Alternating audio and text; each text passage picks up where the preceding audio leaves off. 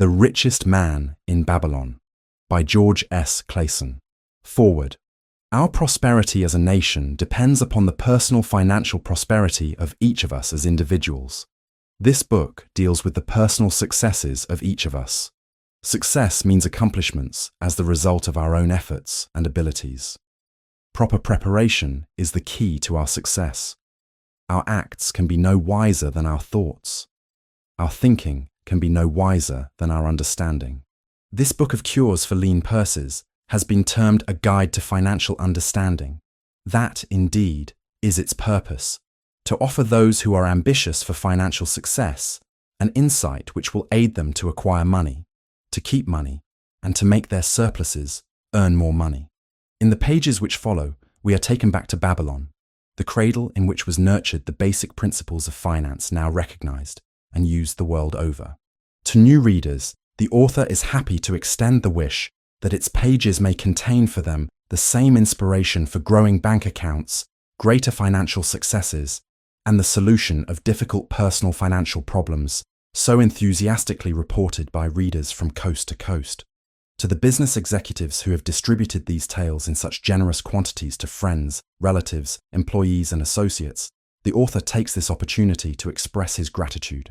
No endorsement could be higher than that of practical men who appreciate its teachings, because they themselves have worked up to important successes by applying the very principles it advocates.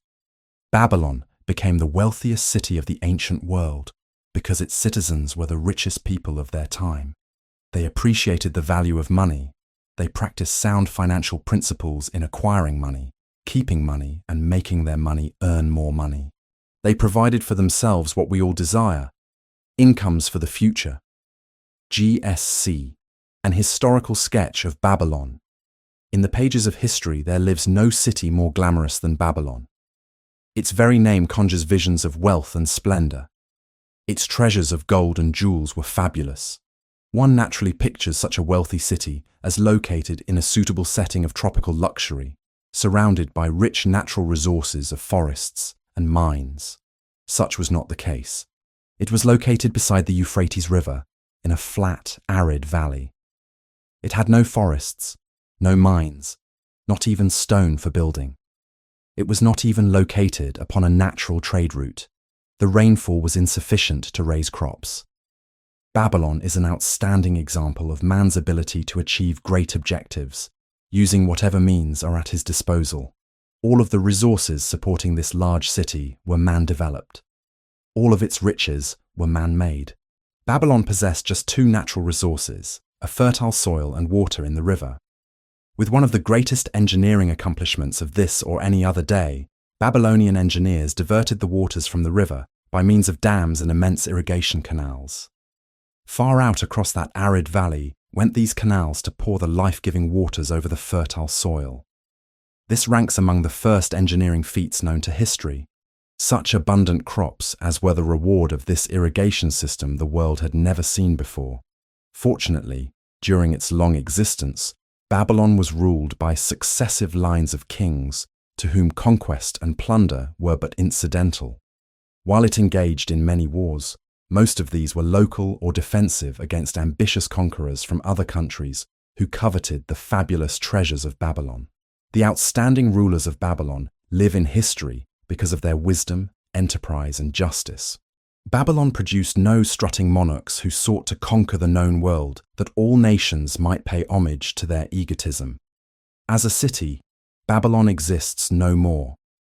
When those energizing human forces that built and maintained the city for thousands of years were withdrawn, it soon became a deserted ruin. The site of the city is in Asia, about 600 miles east of the Suez Canal, just north of the Persian Gulf. The latitude is about 30 degrees above the equator, practically the same as that of Yuma, Arizona. It possessed a climate similar to that of this American city, hot and dry. Today, this valley of the Euphrates, once a populous irrigated farming district, is again a wind-swept arid waste. Scant grass and desert shrubs strive for existence against the wind-blown sands. Gone are the fertile fields, the mammoth cities, and the long caravans of rich merchandise. Nomadic bands of Arabs, securing a scant living by tending small herds, are the only inhabitants. Such it has been since about the beginning of the Christian era. Dotting this valley are earthen hills. For centuries, they were considered by travellers to be nothing else. The attention of archaeologists were finally attracted to them because of broken pieces of pottery and brick washed down by the occasional rainstorms. Expeditions, financed by European and American museums, were sent here to excavate and see what could be found. Picks and shovels soon proved these hills to be ancient cities. City graves, they might well be called. Babylon was one of these. Over it for something like 20 centuries, the winds had scattered the desert dust. Built originally of brick, all exposed walls had disintegrated and gone back to earth once more. Such is Babylon, the wealthy city today. A heap of dirt, so long abandoned that no living person even knew its name, until it was discovered by carefully removing the refuse of centuries from the streets and the fallen wreckage of its noble temples and palaces.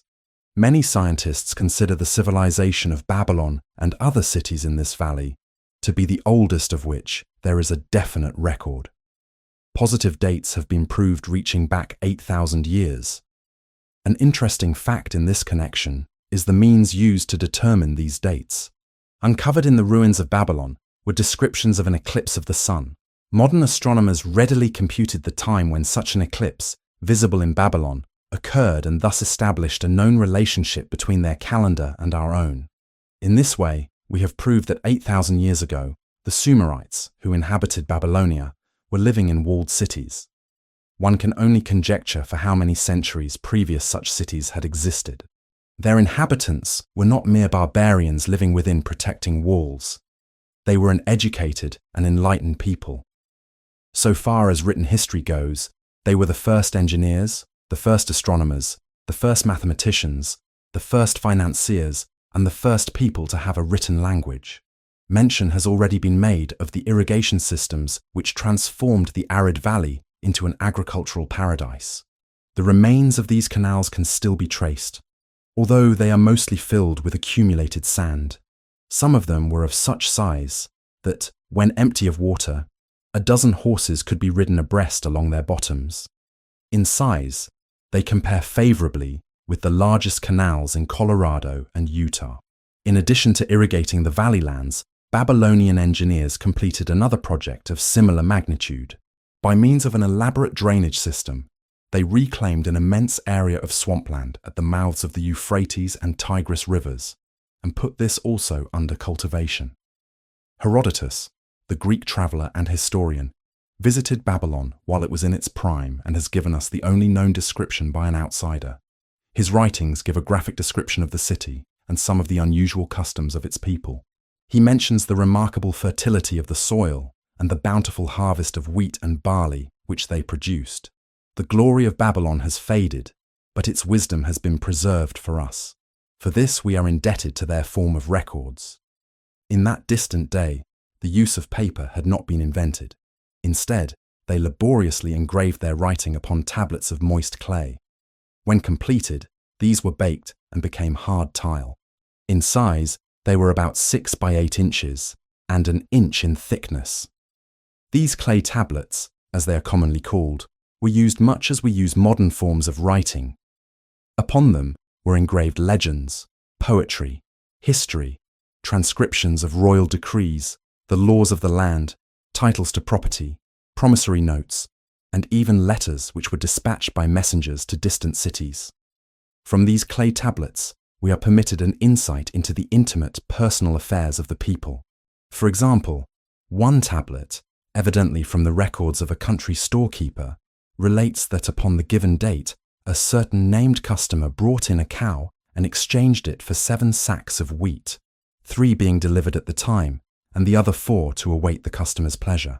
Safely buried in the wrecked cities, archaeologists have recovered entire libraries of these tablets, hundreds of thousands of them. One of the outstanding wonders of Babylon was the immense walls surrounding the city. The ancients ranked them with the Great Pyramid of Egypt as belonging to the 7 wonders of the world. Queen Semiramis is credited with having erected the first walls during the early history of the city. Modern excavators have been unable to find any trace of the original walls, nor is their exact height known. From mention made by early writers, it is estimated they were about 50 to 60 feet high, faced on the outer side with burnt brick and further protected by a deep moat of water. The later and more famous walls were started about 600 years before the time of Christ by King Nabopolassar. Upon such a gigantic scale did he plan the rebuilding. He did not live to see the work finished. This was left to his son, Nebuchadnezzar, whose name is familiar in biblical history. The height and length of these later walls staggers belief. They are reported upon reliable authority to have been about 160 feet high, the equivalent of the height of a modern 15-story office building. The total length is estimated as between 9 and 11 miles. So wide was the top that a 6-horse chariot could be driven around them. Of this tremendous structure, little now remains except portions of the foundations and the moat. In addition to the ravages of the elements, the Arabs completed the destruction by quarrying the brick for building purposes elsewhere. Against the walls of Babylon marched, in turn, the victorious armies of almost every conqueror of that age of wars of conquest. A host of kings laid siege to Babylon, but always in vain. Invading armies of that day were not to be considered lightly. Historians speak of such units as 10,000 horsemen, 25,000 chariots, 1,200 regiments of foot soldiers, with 1,000 men to the regiment. Often 2 or 3 years of preparation would be required to assemble war materials and depots of food along the proposed line of march. The city of Babylon was organized much like a modern city. There were streets and shops. Peddlers offered their wares through residential districts. Priests officiated in magnificent temples. Within the city was an inner enclosure for the royal palaces. The walls about this were said to have been higher than those about the city. The Babylonians were skilled in the arts. These included sculpture, painting, weaving, gold working, and the manufacture of metal weapons and agricultural implements. Their jewelers created most artistic jewelry. Many samples have been recovered from the graves of its wealthy citizens and are now on exhibition in the leading museums of the world. At a very early period when the rest of the world was still hacking at trees with stone-headed axes, or hunting and fighting with flint-pointed spears and arrows, the Babylonians were using axes, spears, and arrows with metal heads. The Babylonians were clever financiers and traders. So far as we know, they were the original inventors of money as a means of exchange of promissory notes and written titles to property. Babylon was never entered by hostile armies until about 540 years before the birth of Christ. Even then, the walls were not captured. The story of the fall of Babylon is most unusual. Cyrus, one of the great conquerors of that period, intended to attack the city and hoped to take its impregnable walls. Advisors of Nabonidus, the king of Babylon, persuaded him to go forth to meet Cyrus and give him battle without waiting for the city to be besieged. In the succeeding defeat to the Babylonian army, it fled away from the city. Cyrus, thereupon, entered the open gates and took possession without resistance. Thereafter, the power and prestige of the city gradually waned until, in the course of a few hundred years, it was eventually abandoned, deserted, left for the winds and storms to level once again to that desert earth from which its grandeur had originally been built. Babylon had fallen, never to rise again, but to it, civilization owes much. The eons of time have crumbled to dust the proud walls of its temples, but the wisdom of Babylon endures. Money is the medium by which earthly success is measured. Money makes possible the enjoyment of the best the earth affords. Money is plentiful for those who understand the simple laws which govern its acquisition. Money is governed today by the same laws which controlled it when prosperous men thronged the streets of Babylon 6,000 years ago. The man who desired gold, Ban-Seer, the chariot builder of Babylon, was thoroughly discouraged. From his seat upon the low wall surrounding his property, he gazed sadly at his simple home and the open workshop in which stood a partially completed chariot. His wife frequently appeared at the open door. Her furtive glances in his direction reminded him that the meal bag was almost empty, and he should be at work finishing the chariot, hammering and hewing, polishing and painting, stretching taut the leather over the wheel rims, preparing it for delivery so he could collect from his wealthy customer. Nevertheless, his fat, muscular body sat stolidly upon the wall. His slow mind was struggling patiently with a problem for which he could find no answer. The hot, tropical sun, so typical of this valley of the Euphrates, beat down upon him mercilessly. Beads of perspiration formed upon his brow and trickled down unnoticed to lose themselves in hairy jungle on his chest. Beyond his home towered the high terraced wall surrounding the king's palace. Nearby, cleaving the blue heavens, was the painted tower of the Temple of Bel. In the shadow of such grandeur was his simple home, and many others far less neat and well cared for. Babylon was like this, a mixture of grandeur and squalor, of dazzling wealth and direst poverty, crowded together without plan or system within the protecting walls of the city.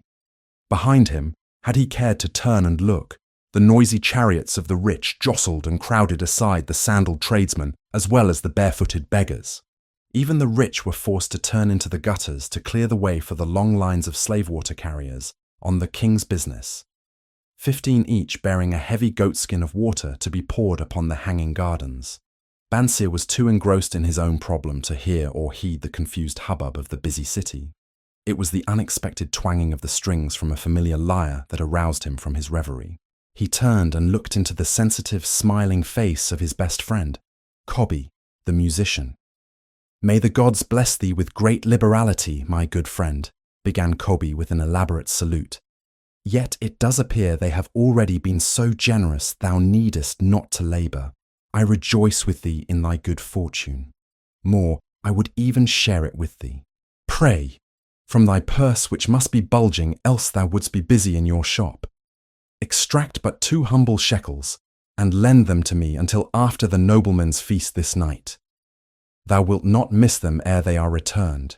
"If I did have 2 shekels," Bansir responded gloomily, "to no one could I lend them, not even to you, my best of friends, for they would be my fortune, my entire fortune.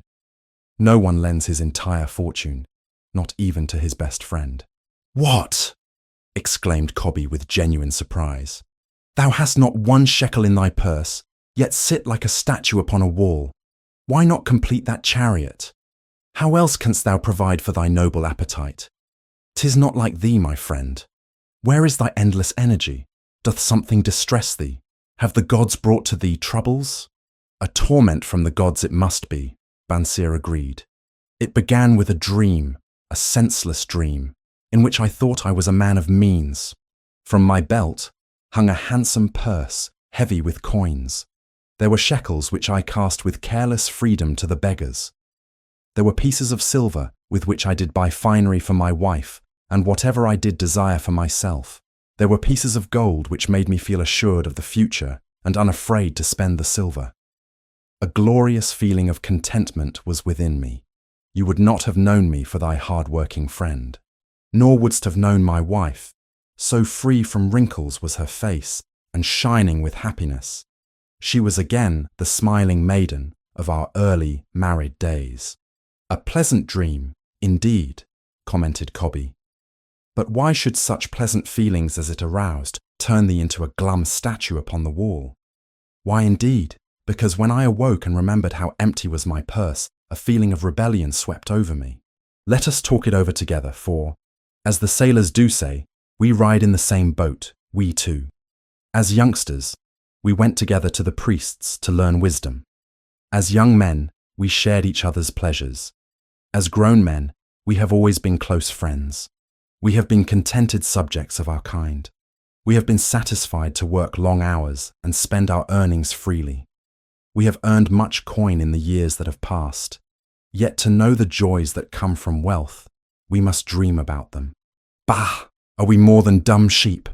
We live in the richest city in all the world.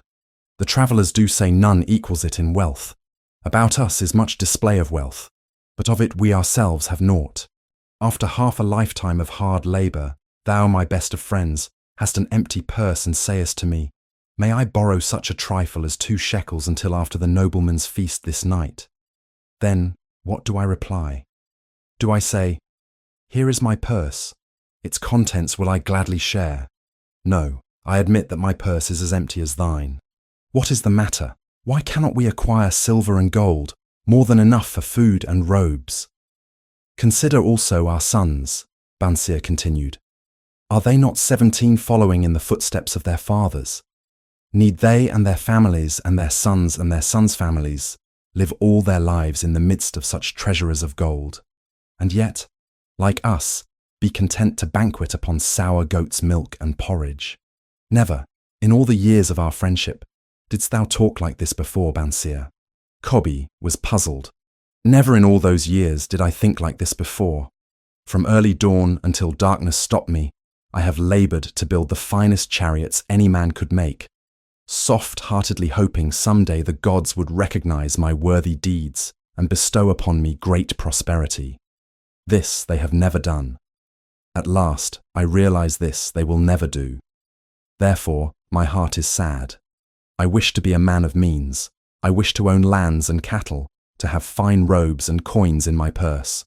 I am willing to work for these things with all the strength in my back, with all the skill in my hands, with all the cunning in my mind.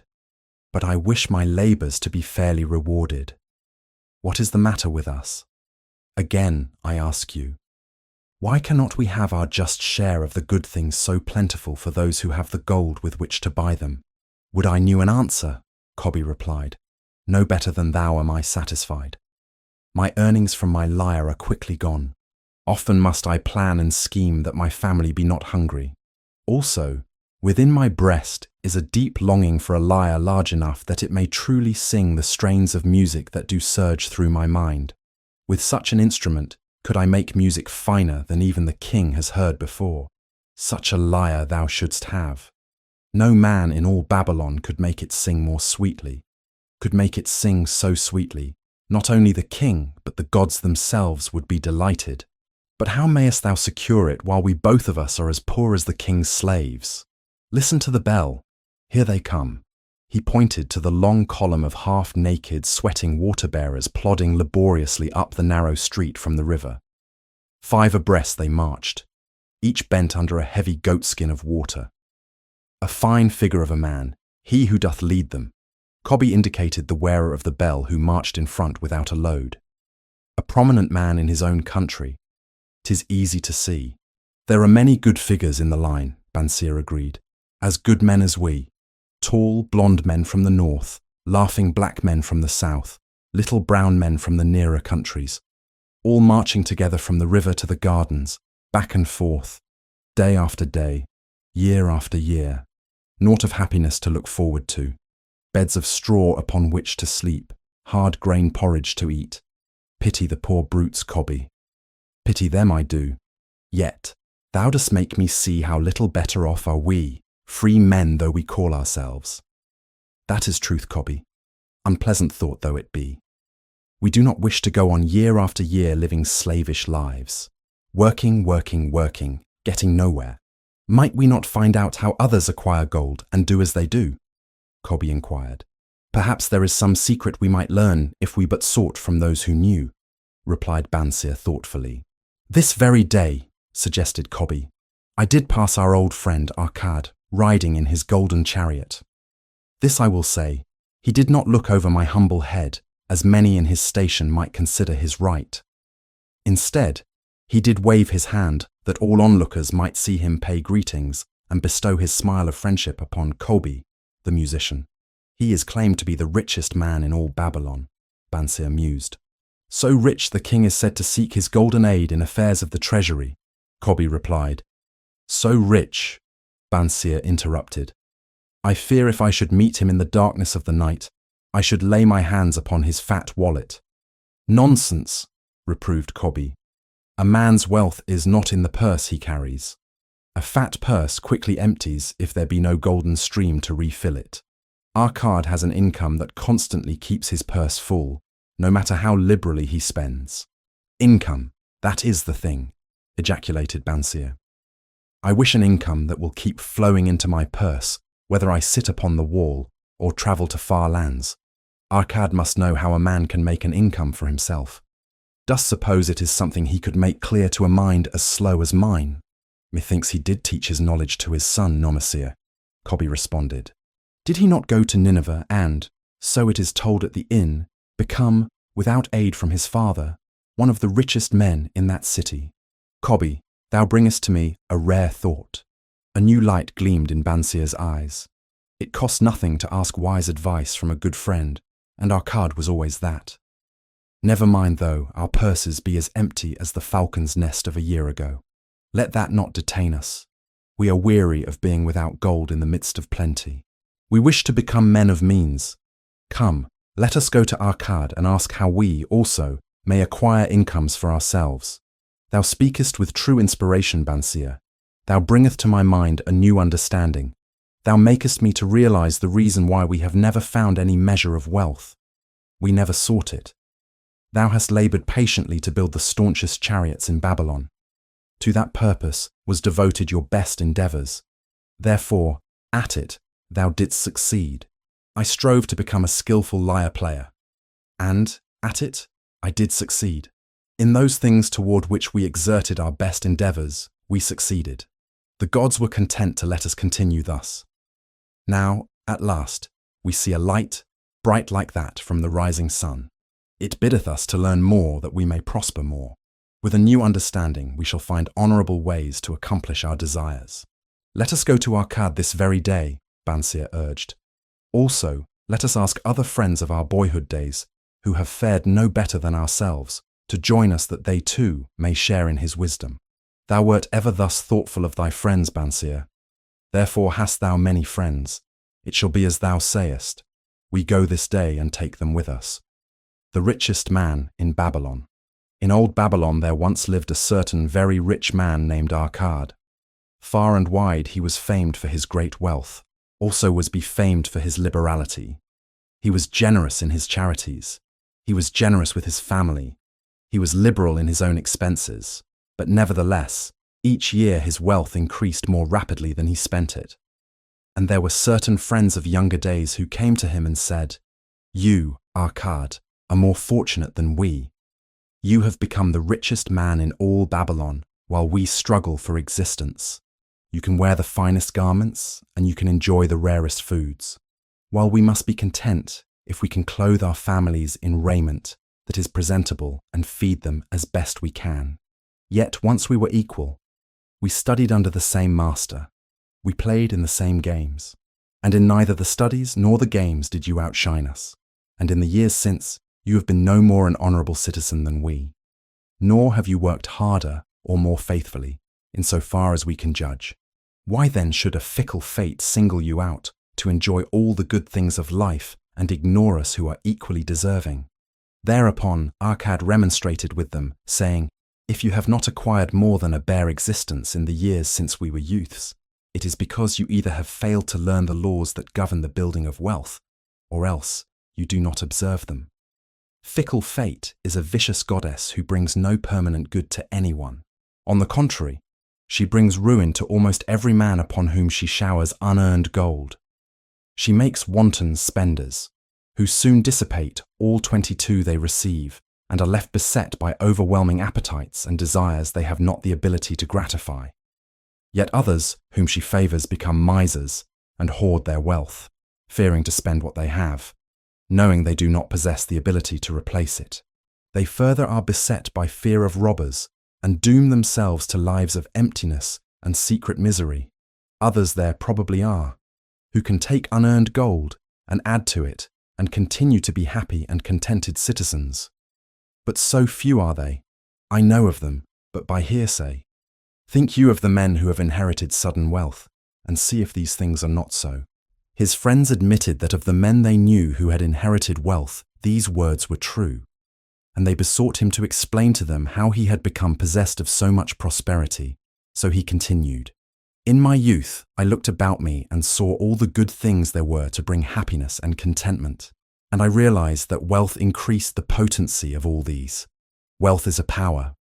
With wealth, many things are possible. One may ornament the home with the richest of furnishings. One may sail the distant seas. One may feast on the delicacies of far lands. One may buy the ornaments of the gold worker and the stone polisher. One may even build mighty temples for the gods. One may do all these things and many others in which there is delight for the senses and gratification for the soul. And, when I realized all this, I decided to myself that I would claim my share of the good things of life. I would not be one of those who stand afar off, enviously watching others enjoy. I would not be content to clothe myself in the cheapest raiment that looked respectable. I would not be satisfied with the lot of a poor man. On the contrary, I would make myself a guest at this banquet of good things.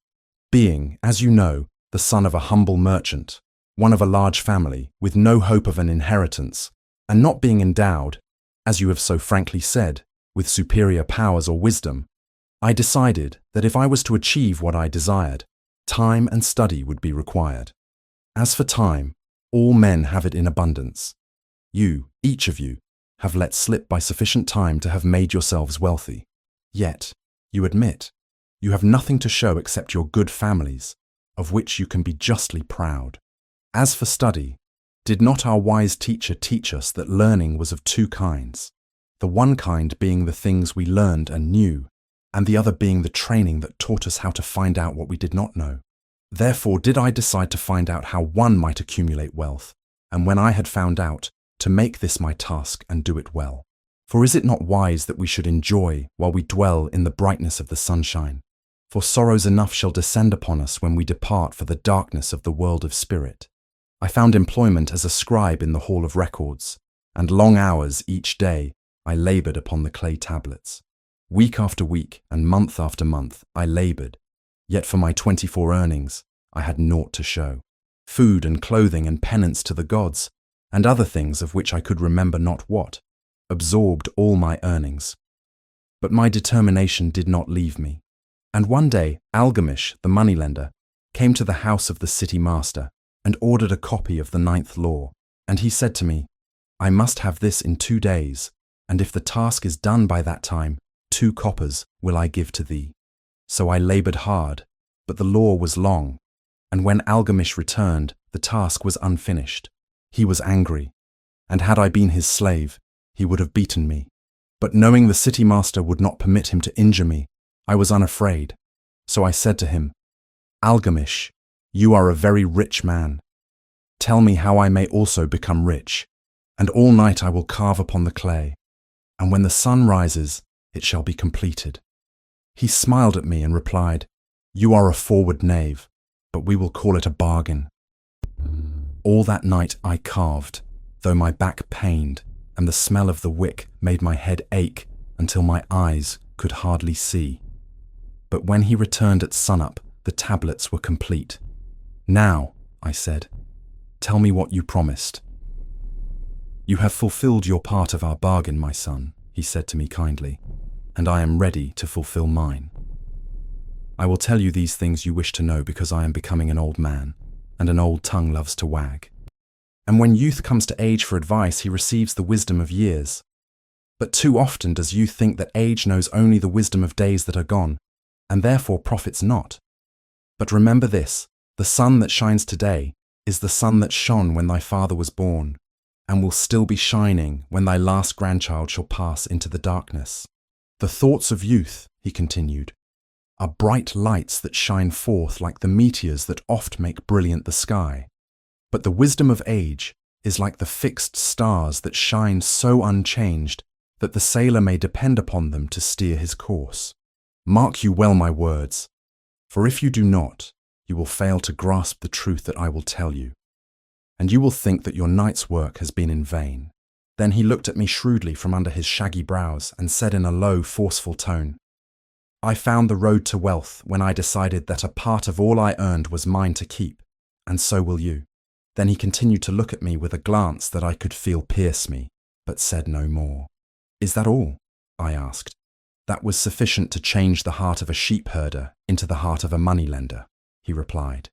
But all I earn is mine to keep, is it not? I demanded. Far from it, he replied. Do you not pay the garment maker? Do you not pay the sandal maker? Do you not pay for the things you eat? Can you live in Babylon without spending? What have you to show for your earnings of the past mouth? What for the past year? Fool, you pay to everyone but yourself. Dullard, you labour for others. As well be a slave and work for what your master gives you to eat and wear.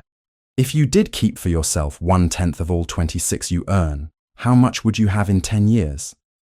My knowledge of the numbers did not forsake me, and I answered, as much as I earn in 1 year.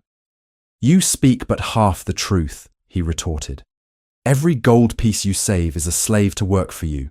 Every copper it earns is its child that also can earn for you. If you would become wealthy, then what you save must earn, and its children must earn, that all may help to give to you the abundance you crave. You think I cheat you for your long night's work, he continued, but I am paying you 1,000 times over if you have the intelligence to grasp the truth I offer you. A part of all you earn is yours to keep. It should be not less than 1/10 no matter how little you earn. It can be as much more as you can afford. Pay yourself first. Do not buy from the clothes maker and the sandal maker more than you can pay out of the rest, and still have enough for food and charity and penance to the gods. Wealth, like a tree, grows from a tiny seed. The first copper you save is the seed from which your tree of wealth shall grow. The sooner you plant that seed, the sooner shall the tree grow.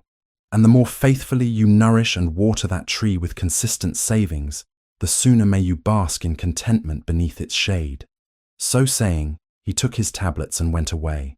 I thought much about what he had said to me, and it seemed reasonable, so I decided that I would try it. Each time I was paid, I took one from each 10 pieces of copper and hid it away. And strange as it may seem, I was no shorter of funds than before. I noticed little difference as I managed to get along without it.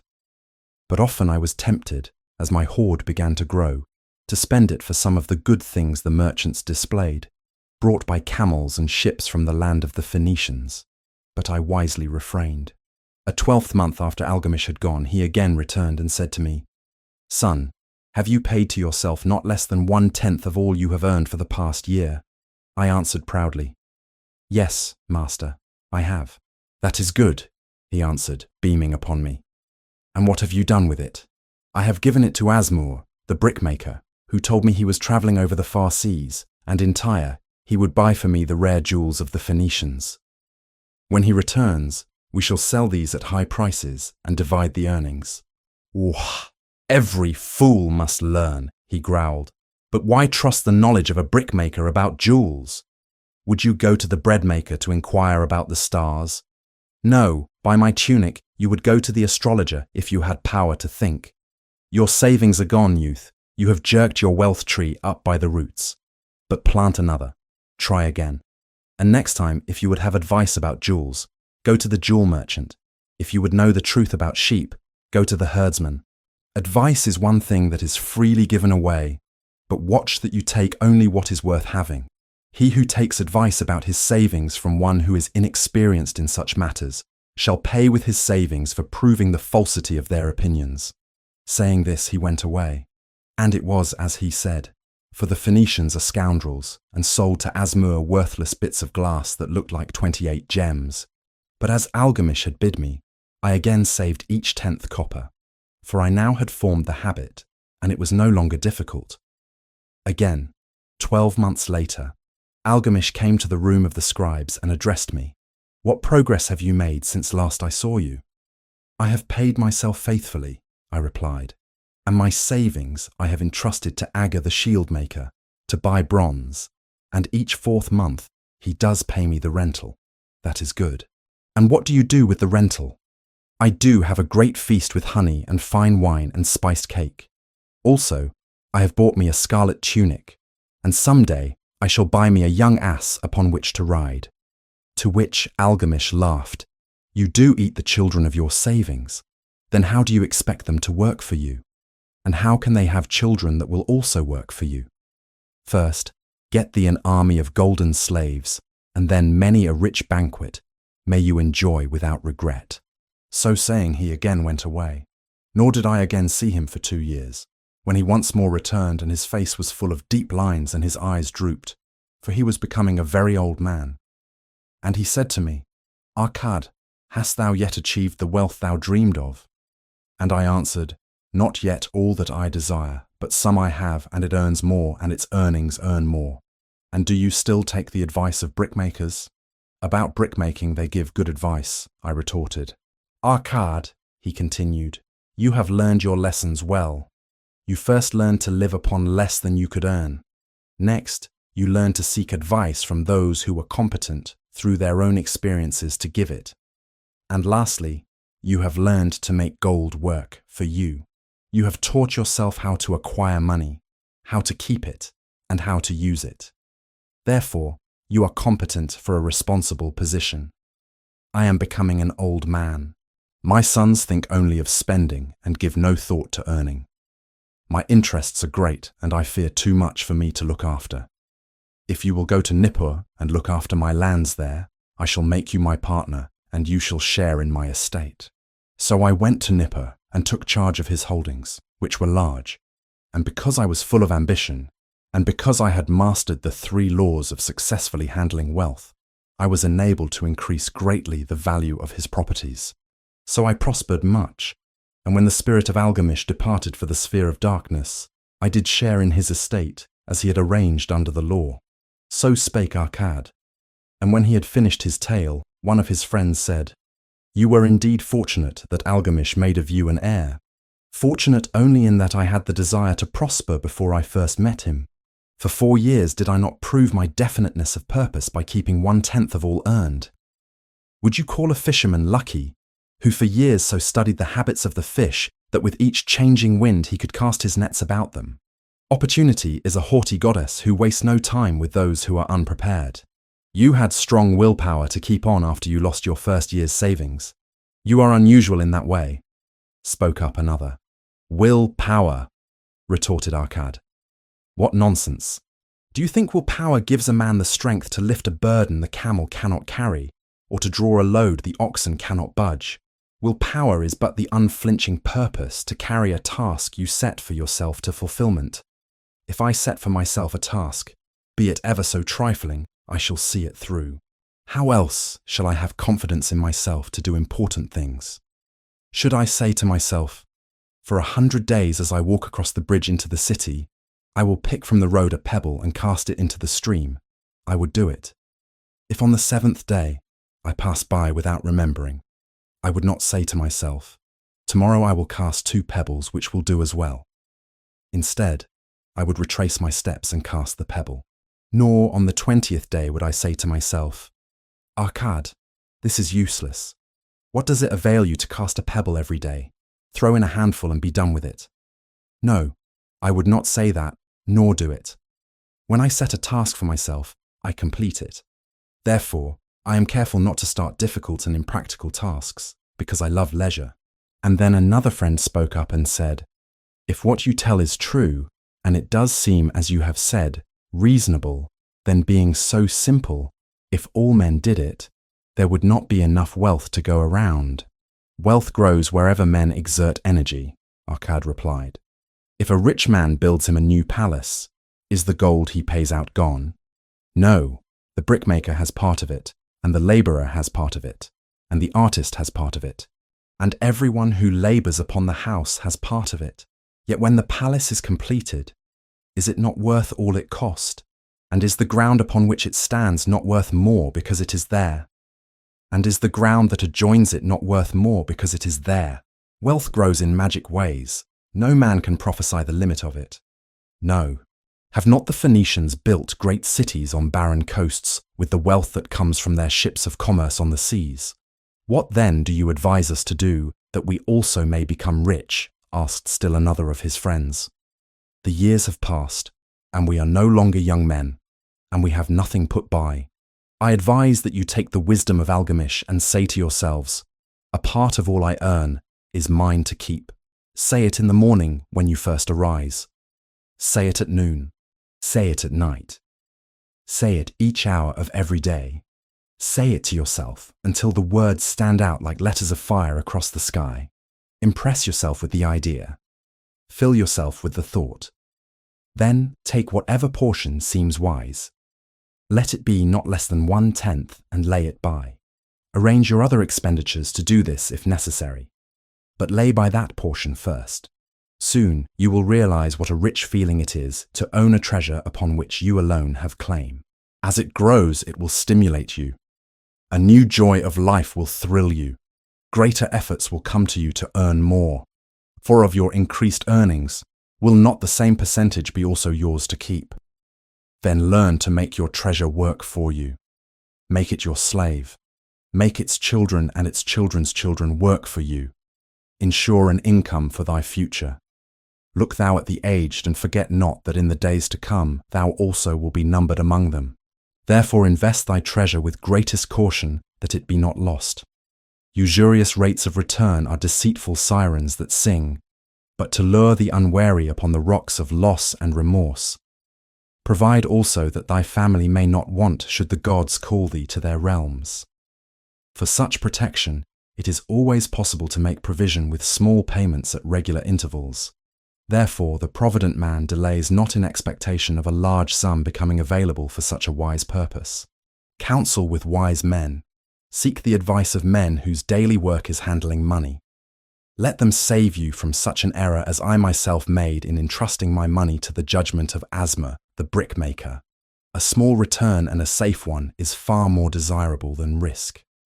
Enjoy life while you are here. Do not overstrain or try to save too much. If 1/10 of all you earn is as much as you can comfortably keep, be content to keep this portion. Live otherwise according to your income, and let not yourself get niggardly and afraid to spend. Life is good, and life is rich with things worthwhile, and things to enjoy. His friends thanked him and went away. Some were silent because they had no imagination and could not understand. Some were sarcastic because they thought that one so rich should divide with old friends not so fortunate. But some had in their eyes a new light. They realized that Algamish had come back each time to the room of the scribes because he was watching a man work his way out of darkness into light. When that man had found the light, a place awaited him. No one could fill that place until he had for himself worked out his own understanding, until he was ready for opportunity. These latter were the ones who, in the following years, frequently revisited Arcad, who received them gladly. He counselled with them and gave them freely of his wisdom, as men of broad experience are always glad to do. And he assisted them in so investing their savings that it would bring in a good interest with safety and would neither be lost nor entangled in investments that paid no dividends. The turning point in these men's lives came upon that day when they realized the truth that had come from Algamish to Arcad and from Arcad to them. A part of all you earn is yours to keep. 7 cures. For a lean purse. The glory of Babylon endures. Down through the ages, its reputation comes to us as the richest of cities, its treasures as fabulous. Yet it was not always so. The riches of Babylon were the results of the wisdom of its people. They first had to learn how to become wealthy. When the good king, Sargon, returned to Babylon after defeating his enemies, the Elamites, he was confronted with a serious situation. The royal chancellor explained it to the king thus: "After many years of great prosperity brought to our people, because your majesty built the great irrigation canals and the mighty temples of the gods, now that these works are completed, the people seem unable to support themselves. The laborers are without employment, the merchants have few customers, the farmers are unable to sell their produce, the people have not enough gold to buy food." "But where has all the gold gone that we spent for these great improvements?" demanded the king. "It has found its way, I fear," responded the chancellor, "into the possession of a few very rich men of our city. It filtered through the fingers of most our people as quickly as the goat's milk goes through the strainer. Now that the stream of gold has ceased to flow, most of our people have nothing to for their earnings." The king was thoughtful for some time. Then he asked, "Why should so few men be able to acquire all the gold?" "Because they know how," replied the chancellor.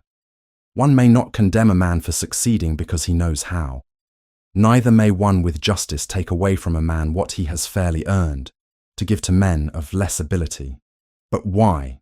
demanded the king. "Should not all the people learn how to accumulate gold, and therefore become themselves rich and prosperous?" "Quite possible, Your Excellency. But who can teach them? Certainly not the priests, because they know naught of money-making." "Who knows best in all our city how to become wealthy, Chancellor?" asked the king. "Thy question answers itself, Your Majesty.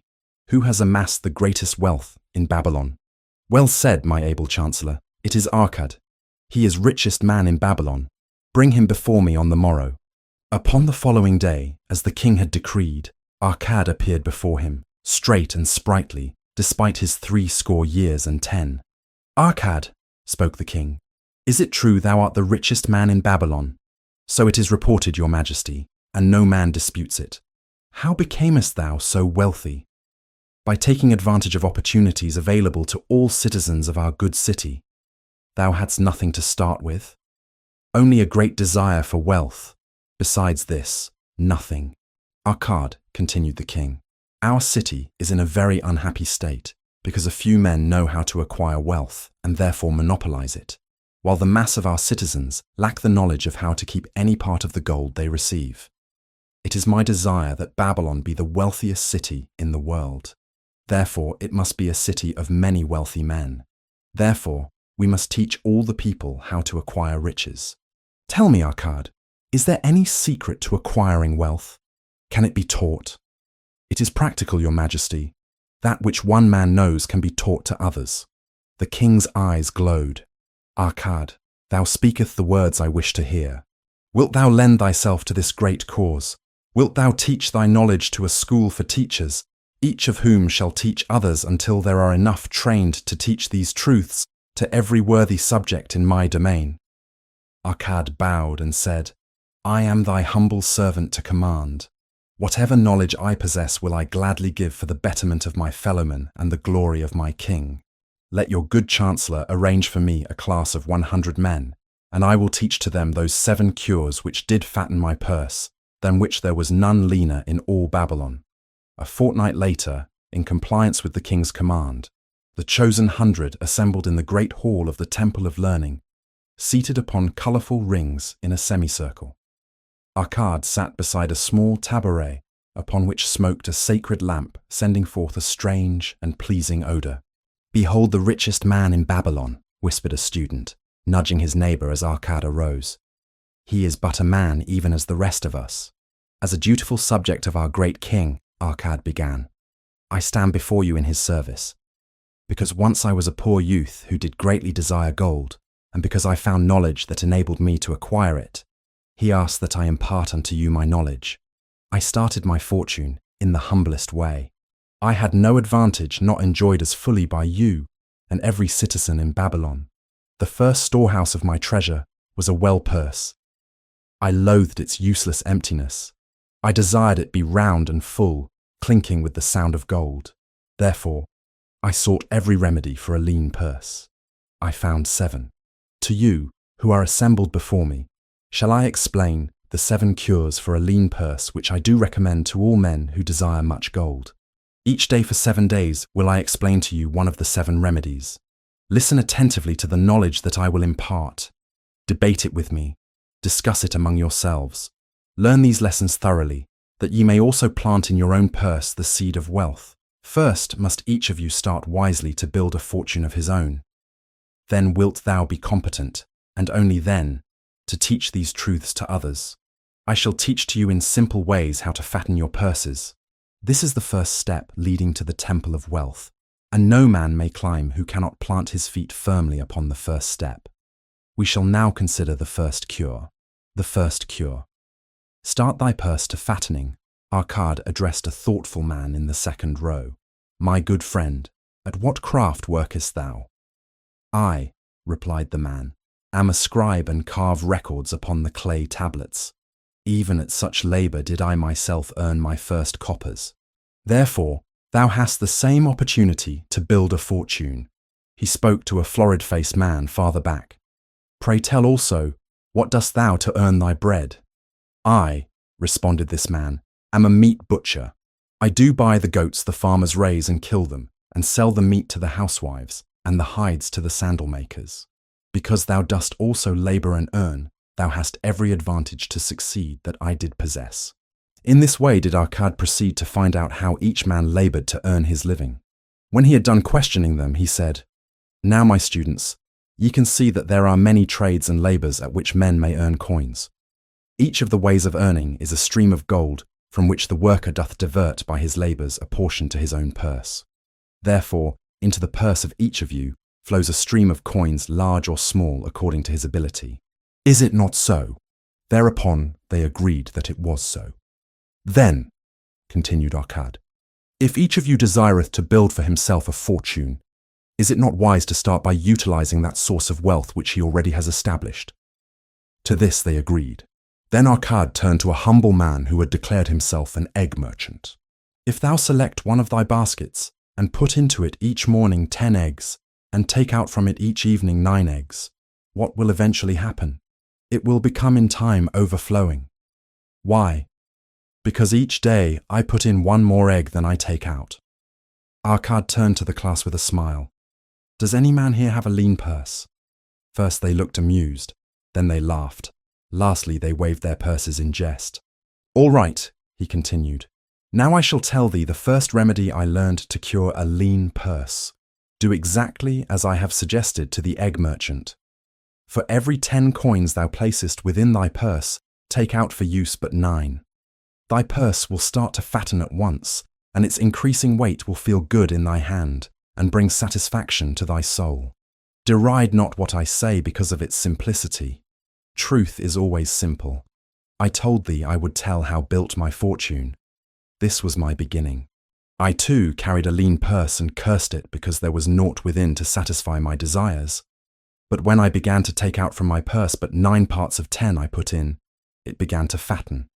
So will thine. Now I will tell a strange truth, the reason for which I know not. When I ceased to pay out more than 9/10 of my earnings, I managed to get along just as well. I was not shorter than before. Also, ere long, did coins come to me more easily than before. Surely it is a law of the gods that unto him who keepeth and spendeth not a certain part of all his earnings, shall gold come more easily. Likewise, him whose purse is empty, does gold avoid. Which desirest thou the most?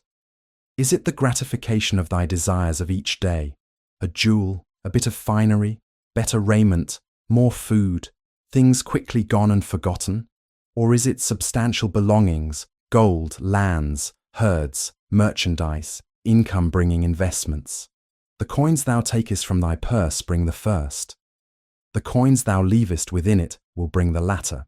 This, my students, was the first cure I did discover for my lean purse. For each 10 coins I put in, to spend but 9. And debate this amongst yourselves.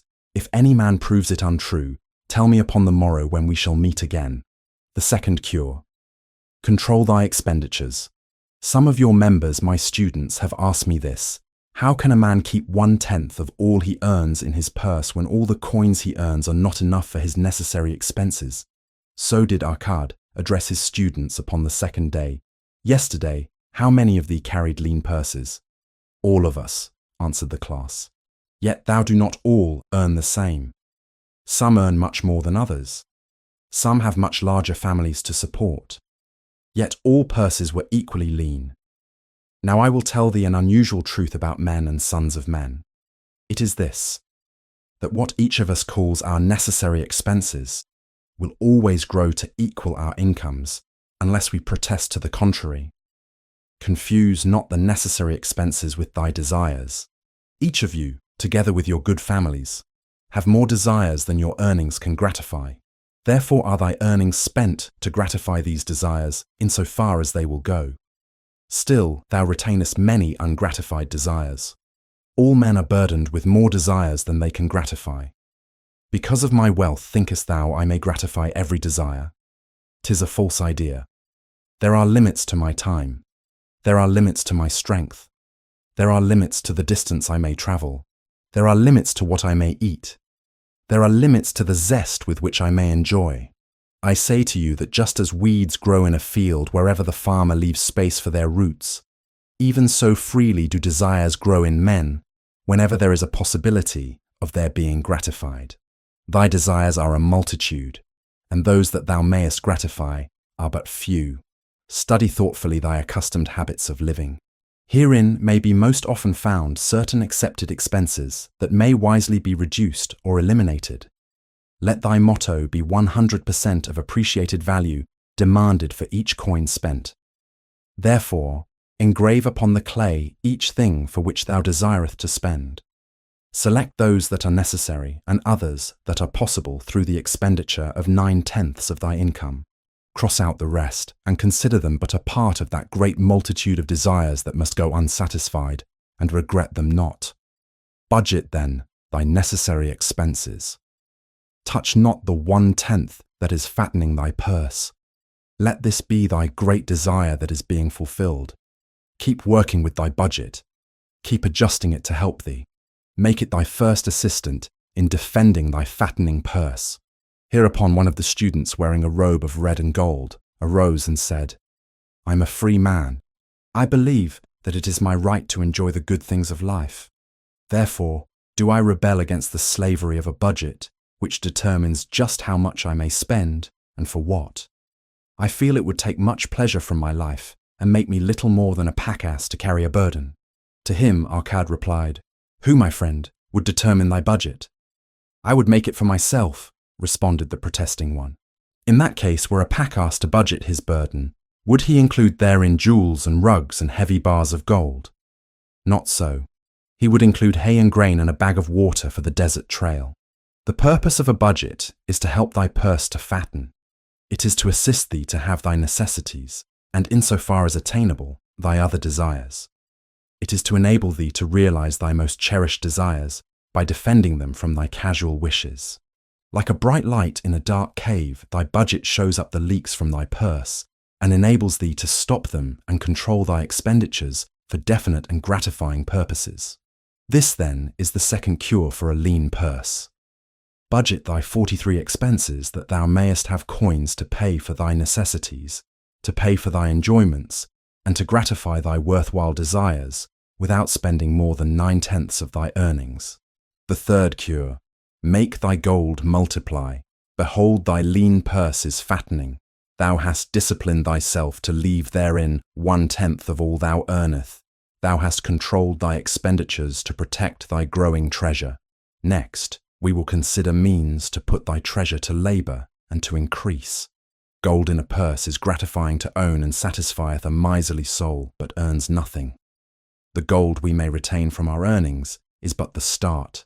The earnings it will make shall build our fortunes. So spoke Arcad upon the third day to his class. How therefore may we put our gold to work? My first investment was unfortunate, for I lost all. Its tale I will relate later. My first profitable investment was a loan I made to a man named Aga, a shield maker. Once each year did he buy large shipments of bronze brought from across the sea to use in his trade. Lacking sufficient capital to pay the merchants, he would borrow from those who had extra coins. He was an honourable man. His borrowing he would repay, together with a liberal rental, as he sold his shields. Each time I loaned to him, I loaned back also the rental he had paid to me. Therefore, not only did my capital increase, but its earnings likewise increased. Most gratifying was it to have these sums returned to my purse. I tell you, my students, a man's wealth is not in the coins he carries in his purse. It is the income he buildeth, the golden stream that continually floweth into his purse and keepeth it always bulging. That is what every man desireth. That is what thou, each one of thee, desireth, an income that continueth to come, whether thou work or travel. Great income I have acquired, so great that I am called a very rich man. My loans to Aga were my first training in profitable investment. Gaining wisdom from this experience, I extended my loans and investments as my capital increased. From a few sources at first, from many sources later, flowed into my purse a golden stream of wealth available for such wise uses as I should decide. Behold, from my humble earnings, I had begotten a horde of golden slaves, each labouring and earning more gold. As they laboured for me, so their children also laboured, and their children's children, until great was the income from their combined efforts. Gold increaseth rapidly when making reasonable earnings, as thou wilt see from the following. A farmer, when his first son was born, took 10 pieces of silver to a moneylender and asked him to keep it on rental for his son until he became 20 years of age. This the moneylender did, and agreed the rental should be 1/4 of its value each 4 years. The farmer asked, because this sum he had set aside as belonging to his son, that the rental be added to the principal. When the boy had reached the age of 20 years, the farmer again went to the moneylender to inquire about the silver. The moneylender explained that because this sum had been increased by compound interest, the original 10 pieces of silver had now grown to 30½ pieces. The farmer was well pleased, and because the son did not need the coins, he left them with the moneylender. When the son became 50 years of age, the father meantime having passed to the other world, the moneylender paid the son in settlement 167 pieces of silver. Thus, in 50 years had the investment multiplied itself at rental almost 17 times. This, then, is the third cure for a lean purse, to put each coin to labouring, that it may reproduce its kind, even as the flocks of the field, and help bring to thee income, a stream of wealth that shall flow constantly into thy purse. The fourth cure: guard thy treasures from loss. Misfortune loves a shining mark. Gold in a man's purse must be guarded with firmness, else it be lost. Thus, it is wise that we must first secure small amounts and learn to protect them before the gods entrust us with larger. So spoke Arcad upon the fourth day to his class. Every owner of gold is tempted by opportunities whereby it would seem that he could make large sums by its investment in most plausible projects. Often friends and relatives are eagerly entering such investment and urge him to follow. The first sound principle of investment is security for thy principal. Is it wise to be intrigued by larger earnings when thy principal may be lost? I say not. The penalty of risk is probable loss. Study carefully before parting with thy treasure, each assurance that it may be safely reclaimed. Be not misled by thine own romantic desires to make wealth rapidly. Before thou loan it to any man, assure thyself of his ability to repay and his reputation for doing so, that thou mayest not unwittingly be making him a present of thy hard-earned treasure. Before thou entrust it as an investment in any field, acquaint thyself with the dangers which may beset it. My own first investment was a tragedy to me at the time. The guarded savings of a year I did entrust to a brickmaker named Asmur, who was travelling over the far seas, and in Tyre agreed to buy for me the rare jewels of the Phoenicians. These we would sell upon his return and divide the profits. The Phoenicians were scoundrels and sold him bits of glass. My treasure was lost. Today, my training would show to me at once the folly of entrusting a brickmaker to buy jewels. Therefore, do I advise thee from the wisdom of my experiences. Be not too confident of thine own wisdom in entrusting thy treasures to the possible pitfalls of investments. Better by far to consult the wisdom of those experienced in handling money for profit. Such advice is freely given for the asking, and may readily possess a value equal in gold to the sum thou considerest investing.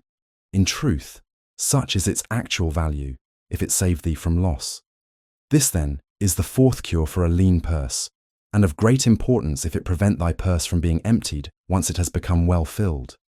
Guard thy treasure from loss by investing only where thy principal is safe, where it may be reclaimed if desirable, and where thou wilt not fail to collect a fair rental. Consult with wise men. Secure the advice of those experienced in the profitable handling of gold. Let their wisdom protect thy treasure from unsafe 47 investments. The fifth cure: make of thy dwelling a profitable investment.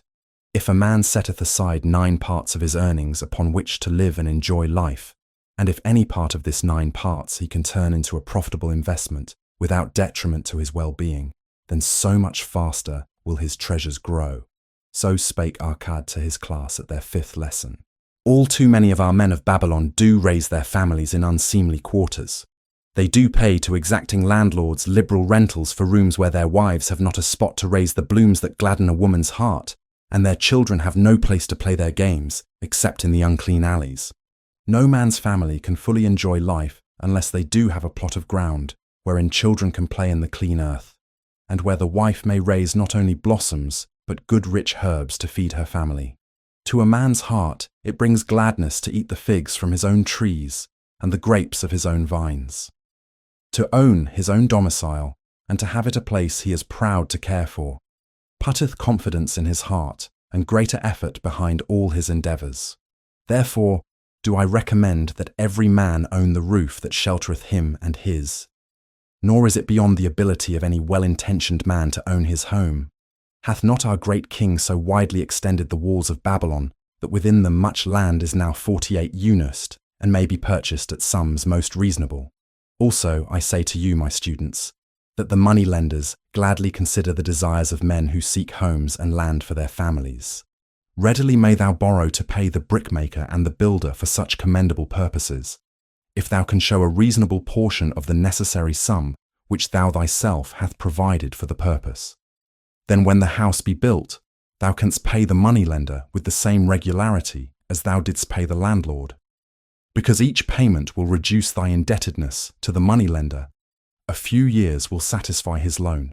Then will thy heart be glad, because thou wilt own in thy own right a valuable property, and thy only cost will be the king's taxes.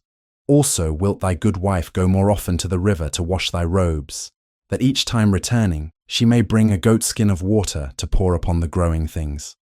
Thus come many blessings to the man who owneth his own house, and greatly will it reduce his cost of living, making available more of his earnings for pleasures and the gratification of his desires.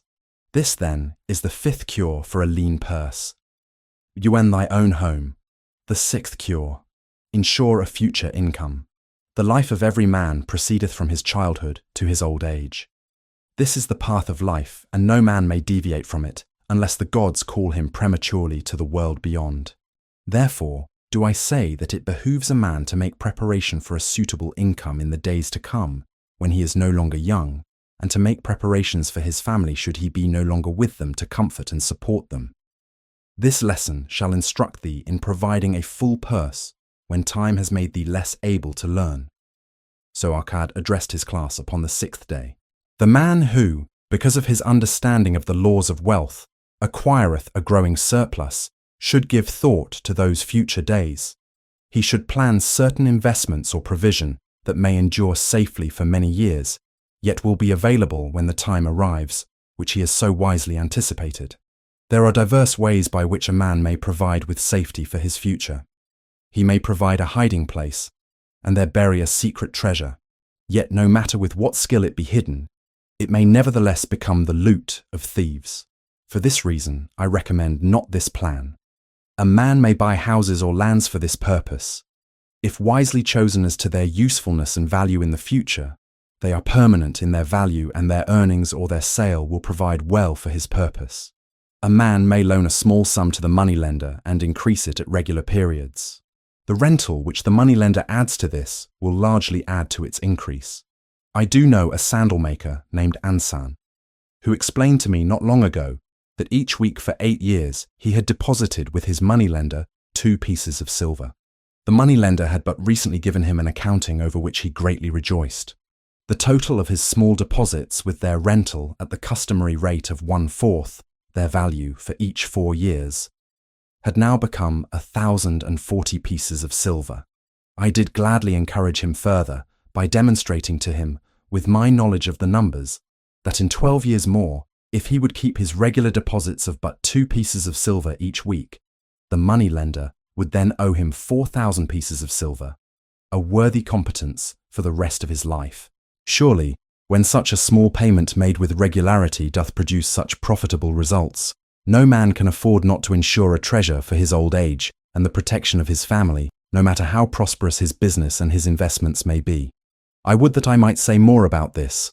In my mind rests a belief that someday wise thinking men will devise a plan to ensure against death, whereby many men pay in but a trifling sum regularly, the aggregate making a handsome sum for the family of each member who passeth to the beyond.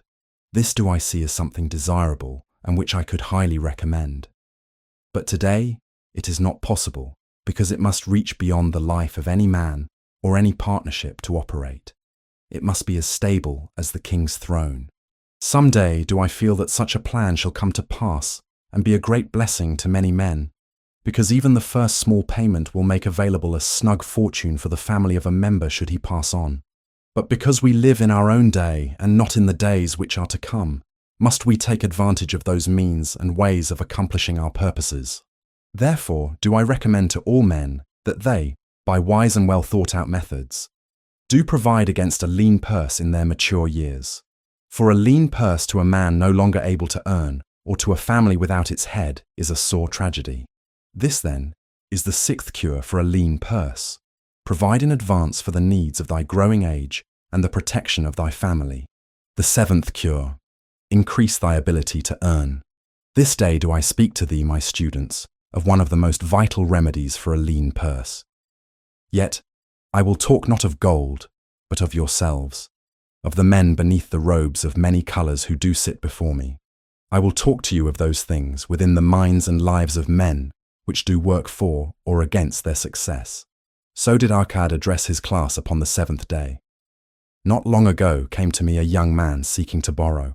When I questioned him the cause of his necessity, he complained that his earnings were insufficient to pay his expenses.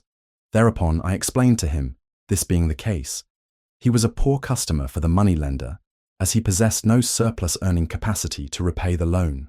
What you need, young man, I told him, is to earn more coins. What dost thou to increase thy capacity to earn? All that I can do, he replied. 6 times within 2 moons have I approached my master to request my pay be increased, but without success. No man can go oftener than that. We may smile at his simplicity, yet he did possess one of the vital requirements to increase his earnings. Within him was a strong desire to earn more, a proper and commendable desire. Preceding accomplishment must be desire. Thy desires must be strong and definite. General desires are but weak longings. For a man to wish to be rich is of little purpose. For a man to desire 5 pieces of gold is a tangible desire which he can press to fulfillment. After he has backed his desire for 5 pieces of gold with strength of purpose to secure it, next, he can find similar ways to obtain 10 pieces, and then 20 pieces, and later 1,000 pieces, and, behold, he has become wealthy. In learning to secure his one definite small desire, he hath trained himself to secure a larger one. This is the process by which wealth is accumulated. First in small sums, then in larger ones, as a man learns and becomes more capable. Desires must be simple and definite. They defeat their own purpose should they be too many, too confusing, or beyond a man's training to accomplish. As a man perfecteth himself in his calling, even so doth his ability to earn increase. In those days, when I was a humble scribe carving upon the clay for a few coppers each day, I observed that other workers did more than I and were paid more. Therefore, did I determine that I would be exceeded by none. Nor did it take long for me to discover the reason for their greater success. More interest in my work, more concentration upon my task, more persistence in my effort, and behold, few men could carve more tablets in a day than I. With reasonable promptness, my increased skill was rewarded, nor was it necessary for me to go 6 times to my master to request recognition. The more of wisdom we know, the more we may earn. That man who seeks to learn more of his craft shall be richly rewarded. If he is an artisan, he may seek to learn the methods and the tools of those most skillful in the same line. If he laboureth at the law or at healing, he may consult and exchange knowledge with others of his calling. If he be a merchant, he may continually seek better goods that can be purchased at lower prices. Always do the affairs of man change and improve, because keen-minded men seek greater skill, that they may better serve those upon whose patronage they depend. Therefore, I urge all men to be in the front rank of progress and not to stand still, lest they be left behind. Many things come to make a man's life rich with gainful experiences. Such things as the following a man must do if he respect himself. He must pay his debts with the promptness within his power, not purchasing that for which he is unable to pay. He must take care of his family that they may think and speak well of him. He must make a will of record that, in case the gods call him, proper and honourable division of his property be accomplished. He must have compassion upon those who are injured and smitten by misfortune, and aid them within reasonable limits. He must do deeds of thoughtfulness to those dear to him. Thus the 7th and last remedy for a lean purse is to cultivate thy own powers, to study and become wiser, to become more skillful, to so act as to respect thyself. Thereby shalt thou acquire confidence in thyself, to achieve thy carefully considered desires. These then are the 7 cures for a lean purse, which, Out of the experience of a long and successful life, I do urge for all men who desire wealth. There is more gold in Babylon, my students, than thou 54 dreamest of. There is abundance for all. Go thou forth and practice these truths, that thou mayest prosper and grow wealthy, as is thy right. Go thou forth and teach these truths, that every honourable subject of his majesty may also share liberally in the ample wealth of our beloved city. Try to meet the goddess of good luck. If a man be lucky, there is no foretelling the possible extent of his good fortune. Pitch him into the Euphrates, and like as not, he will swim out with a pearl in his hand. Babylonian proverb. The desire to be lucky is universal. It was just as strong in the breasts of men 4,000 years ago in ancient Babylon as it is in the hearts of men today. We all hope to be favoured by the whimsical goddess of good luck. Is there some way we can meet her and attract not only her favourable attention, but her generous favours? Is there a way to attract good luck? That is just what the men of ancient Babylon wished to know. It is exactly what they decided to find out. They were shrewd men and keen thinkers. That explains why their city became the richest and most powerful city of their time. In that distant past, they had no schools or colleges. Nevertheless, they had a centre of learning, and a very practical one it was. Among the towered buildings in Babylon was one that ranked in importance with the palace of the king, the hanging gardens, and the temples of the gods. You will find scant mention of it in the history books, more likely no mention at all. Yet it exerted a powerful influence upon the thought of that time. This building was the temple of learning, where the wisdom of the past was expounded by voluntary teachers, and where subjects of popular interest were discussed in open forums. Within its walls, all men met as equals. The humblest of slaves could dispute with impunity the opinions of a prince of the royal house. Among the many who frequented the temple of learning was a wise rich man named Akkad, called the richest man in Babylon. He had his own special hall where almost any evening a large group of men, some old, some very young, but mostly middle-aged, gathered to discuss and argue interesting subjects. Suppose we listen in to see whether they knew how to attract good luck. The sun had just set, like a great red ball of fire, shining through the haze of desert dust, when Akkad strolled to his accustomed platform. Already, full 80 men were awaiting his arrival, reclining on their small rugs spread upon the floor. More were still arriving. "What shall we discuss this night?" Akkad inquired. After a brief hesitation, a tall cloth weaver addressed him, arising as was the custom. "I have a subject I would like to hear discussed, yet hesitate to offer, lest it seem ridiculous to you, Akkad, and my good friends here." Upon being urged to offer it, both by Akkad and by calls from the others, he continued, "This day I have been lucky, for I have found a purse in which there are pieces of gold. To continue to be lucky is my great desire. Feeling that all men share with me this desire, I do suggest we debate how to attract good luck, that we may discover ways it can be enticed to one." "A most interesting subject has been offered," Akkad commented, "one most worthy of our discussion. To some men, good luck bespeaks but a chance happening that, like an accident, may befall one without purpose or reason. Others do believe that the instigator of all good fortune is our most bounteous goddess, Ashtar, ever anxious to reward with generous gifts those who please her. Speak up, my friends. What say you? Shall we seek to find if there be means by which good luck may be enticed to visit each and all of us?" "Yea, yea, and much of it," responded the growing group of eager listeners. Thereupon Akkad continued, "To start our discussion, let us first hear from those among us who have enjoyed experiences similar to that of the cloth weaver in finding or receiving, without effort upon their part, valuable treasures or jewels." There was a pause in which all looked about expecting someone to reply, but no one did. "What? No one?" Akkad said. "Then rare indeed must be this kind of good luck. Who now will offer a suggestion as to where we shall continue our search?" "That I will do," spoke a well-robed young man, arising. "When a man speaketh of luck, is it not natural that his thoughts turn to the gaining tables? Is it not there we find many men courting the favour of the goddess in hope she will bless them with rich winnings? As he resumed his seat, a voice called, "Do not stop. Continue thy story. Tell us, didst thou find favour with the goddess at the gaming tables? Did she turn the cubes with red side up, so thou filled thy purse at the dealer's expense? Or did she permit the blue sides to come up, so the dealer raked in thy hard-earned pieces of silver?"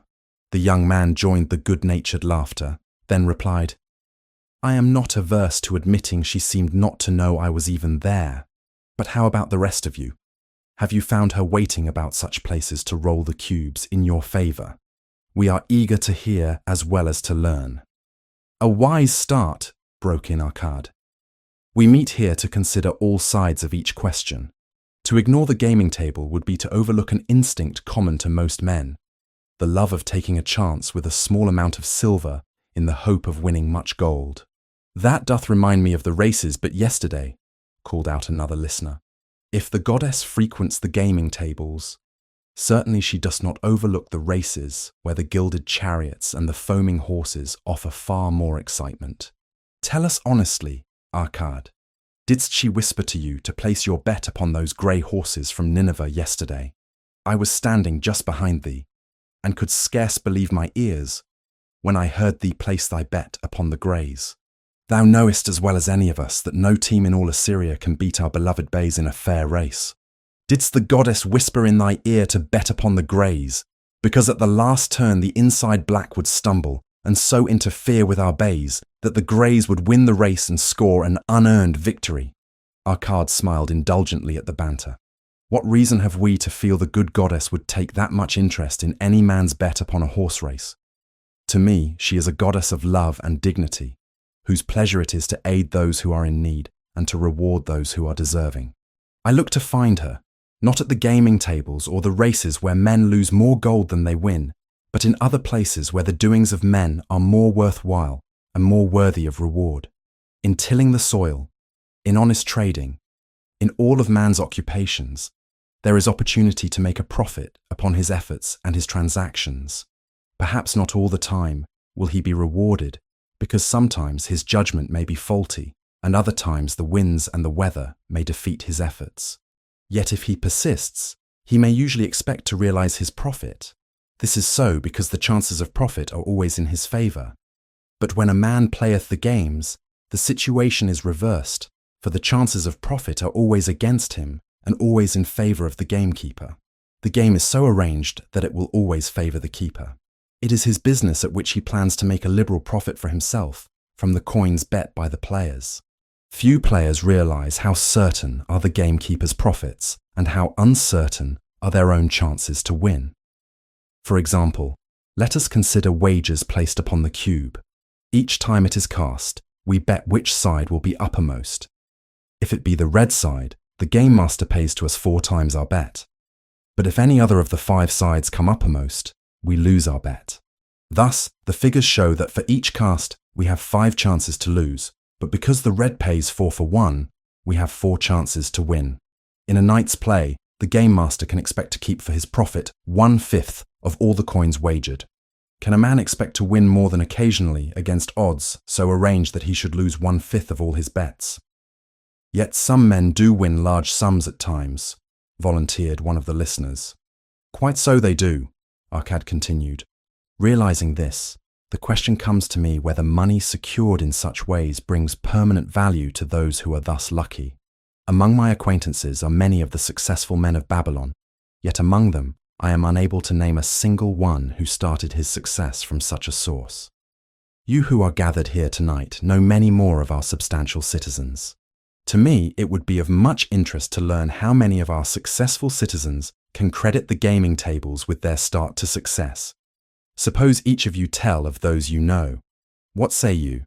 After a prolonged silence, a wag ventured. Wouldst thy inquiry include the gamekeepers? If you think of no one else, Arcade responded. If not one of you can think of anyone else, then how about yourselves? Are there any consistent winners with us who hesitate to advise such a source for their incomes? His challenge was answered by a series of groans from the rear taken up and spread amid much laughter.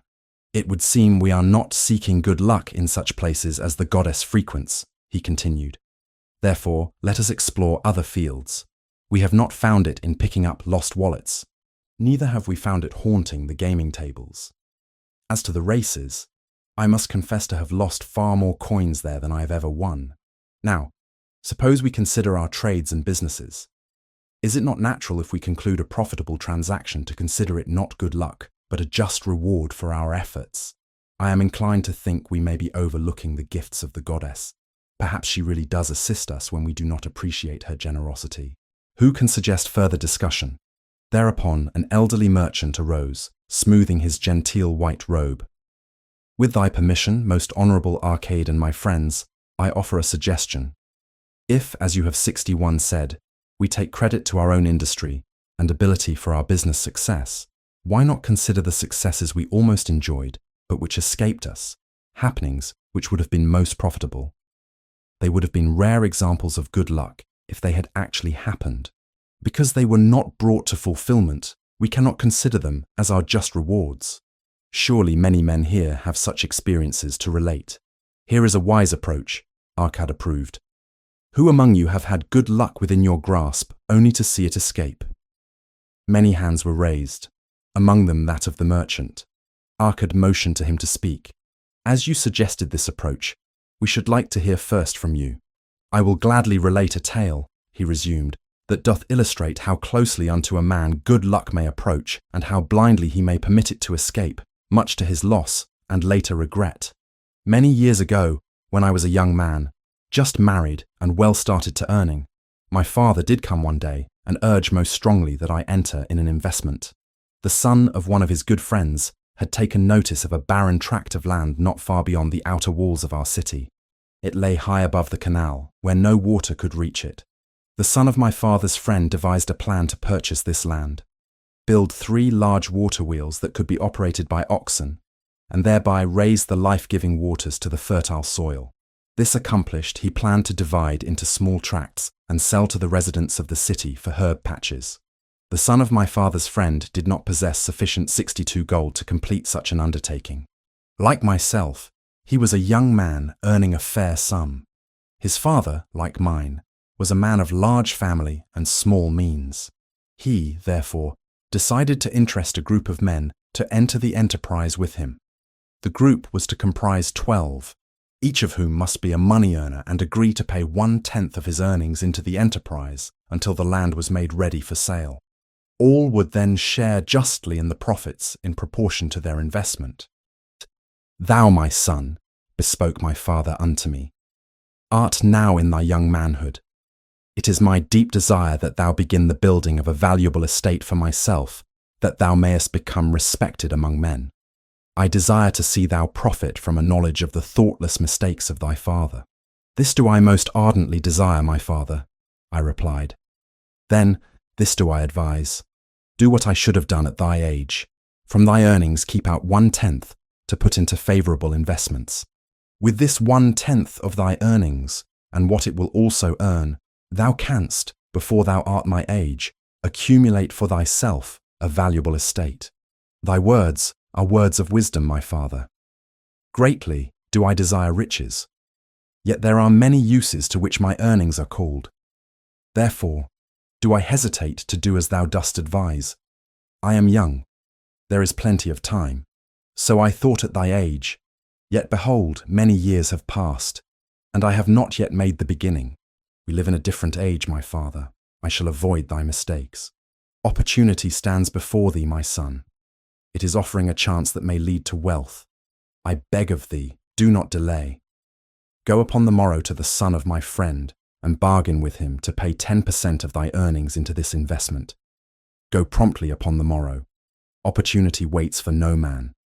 Today it is here. Soon it is gone. Therefore, delay not. In spite of the advice of my father, I did hesitate. There were beautiful new robes just brought by the tradesmen from the east. Robes of such richness and beauty, my good wife and I felt we must each possess one. Should I agree to pay 1/10 of my earnings into the enterprise, we must deprive ourselves of these and other pleasures we dearly desired. I delayed making a decision until it was too late, much to my subsequent regret. The enterprise did prove to be more profitable than any man had prophesied. This is my tale, showing how I did permit good luck to escape.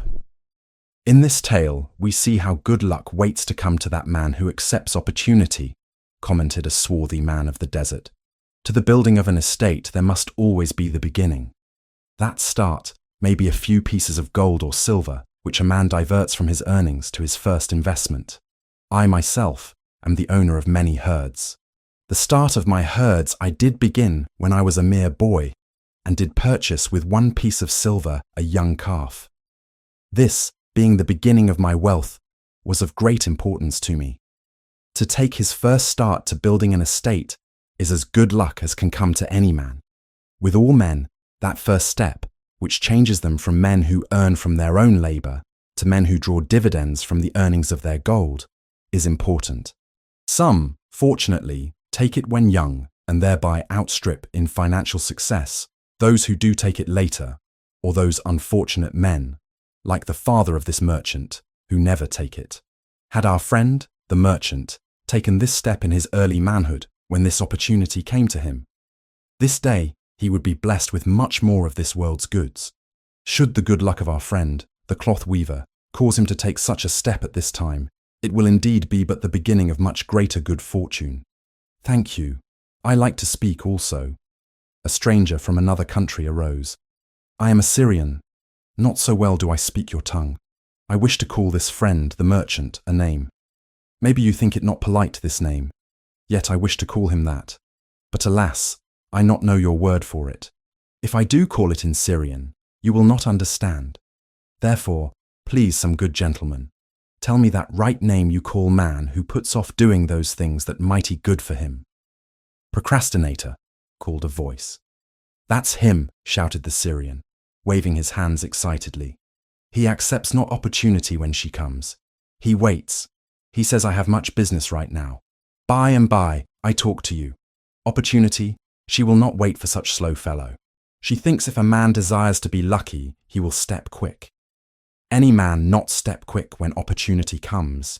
He big procrastinator like our friend, this merchant. The merchant arose and bowed good-naturedly in response to the laughter. My admiration to thee, stranger within our gates, who hesitates not to speak the truth. And now let us hear another tale of opportunity. Who has for us another experience? Demanded Arcad. I have, responded a red-robed man of middle age. I am a buyer of animals, mostly camels and horses. Sometimes I do also buy the sheep and goats. The tale I am about to 65 relate will tell truthfully how opportunity came one night when I did least expect it. Perhaps for this reason, I did let it escape. Of this, you shall be the judge. Returning to the city one evening after a disheartening 10 days' journey in search of camels, I was much angered to find the gates of the city closed and locked, while my slaves spread our tent for the night, which we looked to spend with little food and no water. I was approached by an elderly farmer who, like ourselves, found himself locked outside. Honoured sir, he addressed me, from thy appearance, I do judge thee to be a buyer. If this be so, much would I like to sell to thee the most excellent flock of sheep just driven up. Alas, my good wife lies very sick with the fever. I must return with all haste. Buy thou my sheep that I and my slaves may mount our camels and travel back without delay. So dark it was that I could not see his flock, but from the bleating I did know it must be large. Having wasted 10 days searching for camels I could not find, I was glad to bargain with him. In his anxiety, he did set a most reasonable price. I accepted, well knowing my slaves could drive the flock through the city gates in the morning and sell at a substantial profit. The bargain concluded, I called my slaves to bring torches that we might count the flock, which the farmer declared to contain 900. I shall not burden you, my friends, with a description of our difficulty in attempting to count so many thirsty, restless, milling sheep. It proved to be an impossible task. Therefore, I bluntly informed the farmer I would count them at daylight and pay him then. Please, most honourable sir, he pleaded, pay me but 2/3 of the price tonight that I may be on my way. I will leave my most intelligent and educated slave to assist to make the count in the morning.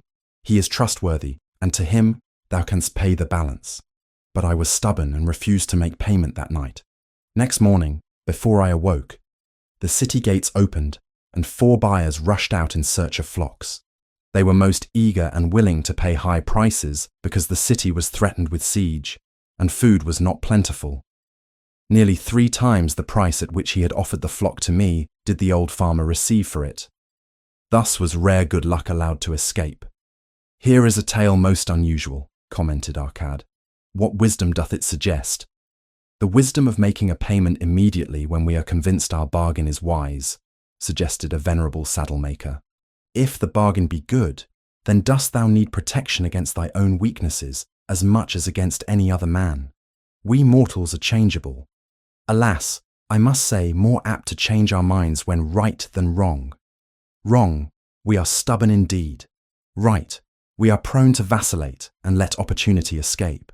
My first judgment is my best, yet always have I found it difficult to compel myself to proceed with a good bargain when made. Therefore, as a protection against my own weaknesses, I do make a prompt deposit thereon. This doth save me from later regrets for the good luck that should have been mine. Thank you. Again I like to speak." The Syrian was upon his feet once more. These tales much alike. Each time opportunity fly away for same reason. Each time she come to procrastinator, bringing good plan. Each time they hesitate, not say, "Right now best time, I do it quick." How can men succeed that way? "Wise are thy words, my friend," responded the buyer. Good luck fled from procrastination in both these tales. Yet this is not unusual. The spirit of procrastination is within all men. We desire riches. Yet how often when opportunity doth appear before us, that spirit of procrastination from within doth urge various delays in our acceptance. In listening to it, we do become our own worst enemies. In my younger days I did not know it by this long word our friend from Syria doth enjoy. I did think at first it was my own poor judgment that did cause me loss of many profitable trades. Later, I did credit it to my stubborn disposition. At last, I did recognize it for what it was, a habit of needless delaying where action was required, action prompt and decisive. How I did hate it when its true character stood revealed. With the bitterness of a wild ass hitched to a chariot, I did break loose from this enemy to my success. Thank you. I like ask question from Mr. Merchant. The Syrian was speaking. You wear fine robes, not like those of poor man. You speak like successful man. Tell us, do you listen now when procrastination whispers in your ear? Like our friend the buyer, I also had to recognize and conquer procrastination, responded the merchant. To me, it proved to be an enemy, ever watching and waiting to thwart my accomplishments. The tale I did relate is but one of many similar instances I could tell to show how it drove away my opportunities. 'Tis not difficult to conquer, once understood. No man willingly permits the thief to rob his bins of grain, nor does any man willingly permit an enemy to drive away his customers and rob him of his profits. When once I did recognize that such acts as these my enemy was committing, with determination I conquered him. So must every man master his own spirit of procrastination before he can expect to share in the rich treasures of Babylon. What sayest, Arcad? Because thou art the richest man in Babylon, many do proclaim thee to be the luckiest. Dost agree with me that no man can arrive at a full measure of success until he hath completely crushed the spirit of procrastination within him? It is even as thou sayest, Arcad admitted. During my long life, I have watched generation following generation marching forward along those avenues of trade, science, and learning that lead to success in life. Opportunities came to all these men. Some grasped theirs and moved steadily to the gratification of their deepest desires, but the majority hesitated, faltered, and fell behind. Arcad turned to the cloth weaver. Thou didst suggest that we debate good luck. Let us hear what thou now thinkest upon the subject. I do see good luck in a different light. I had thought of it as something most desirable that might happen to a man without effort upon his part. Now, I do realize such happenings are not the sort of thing one may attract to himself. From our discussion have I learned that to attract good luck to oneself, it is necessary to take advantage of opportunities. Therefore, in the future, I shall endeavor to make the best of such opportunities as do come to me. Thou hast well grasped the truths brought forth in our discussion, Arkad replied. Good luck, we do find, often follows opportunity, but seldom comes otherwise. Our merchant friend would have found great good luck had he accepted the opportunity the good goddess did present to him. Our friend the buyer, likewise, would have enjoyed good luck had he completed the purchase of the flock and sold at such a handsome profit. We did pursue this discussion to find a means by which good luck could be enticed to us.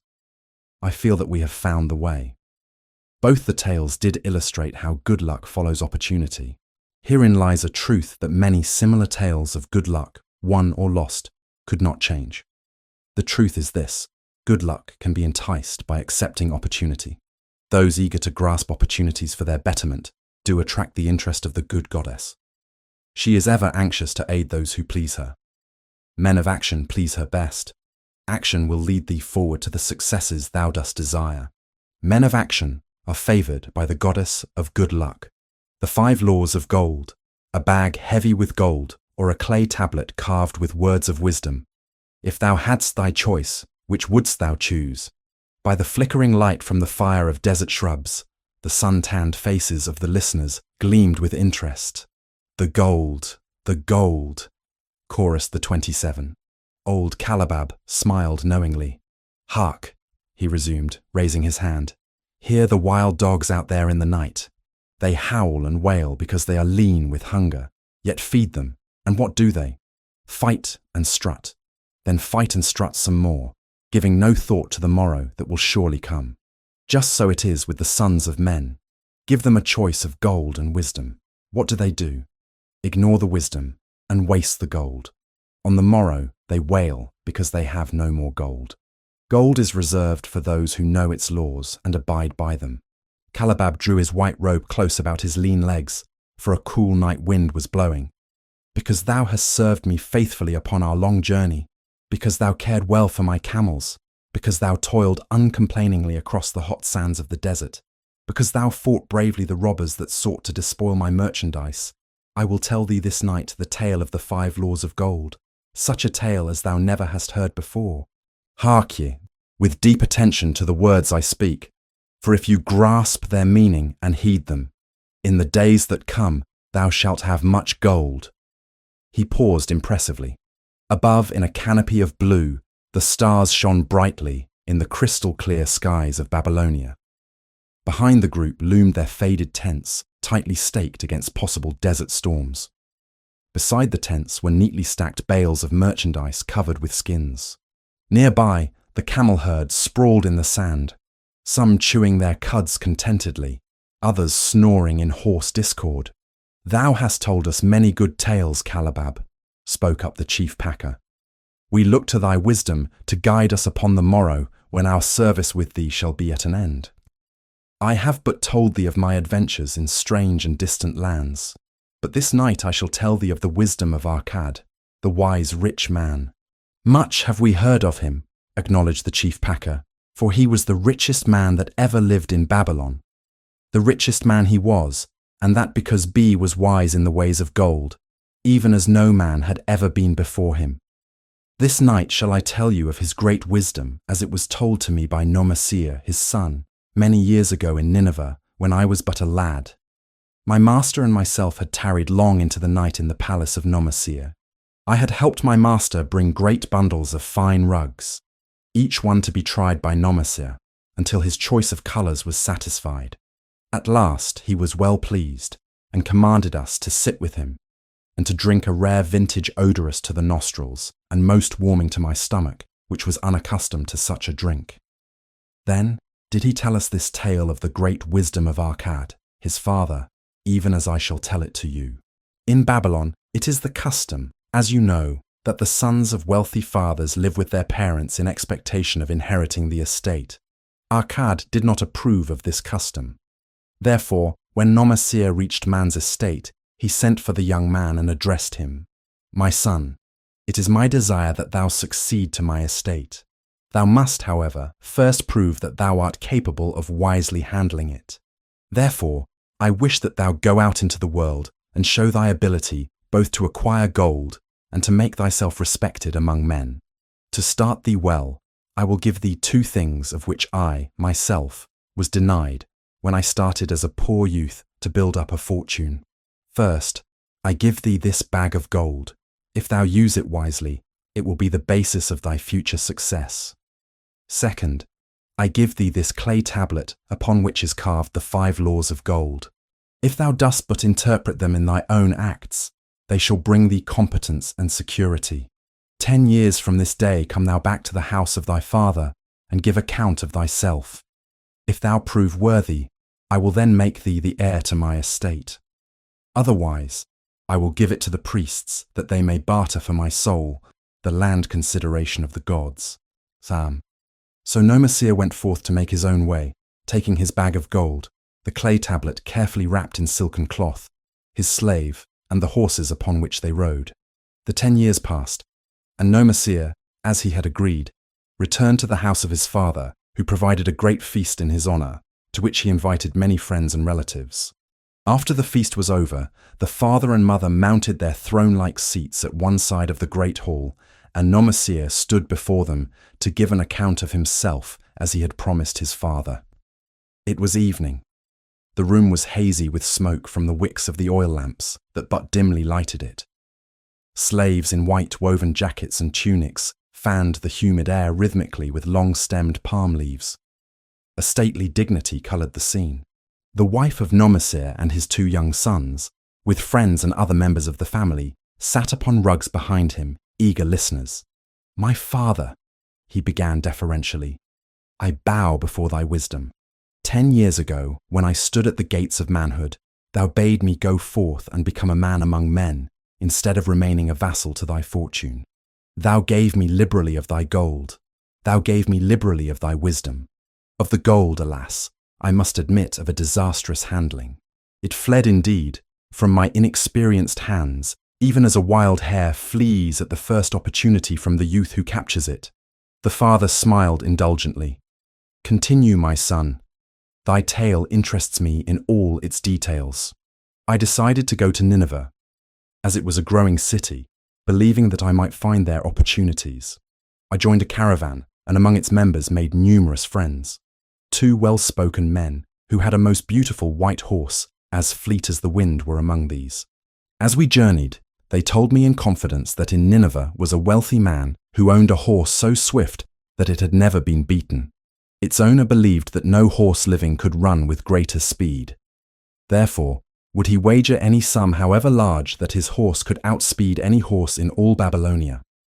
Compared to their horse, so my friend said, it was but a lumbering ass that could be beaten with ease. They offered as a great favour to permit me to join them in a wager. I was quite carried away with the plan. Our horse was badly beaten, and I lost much of my gold. The father laughed.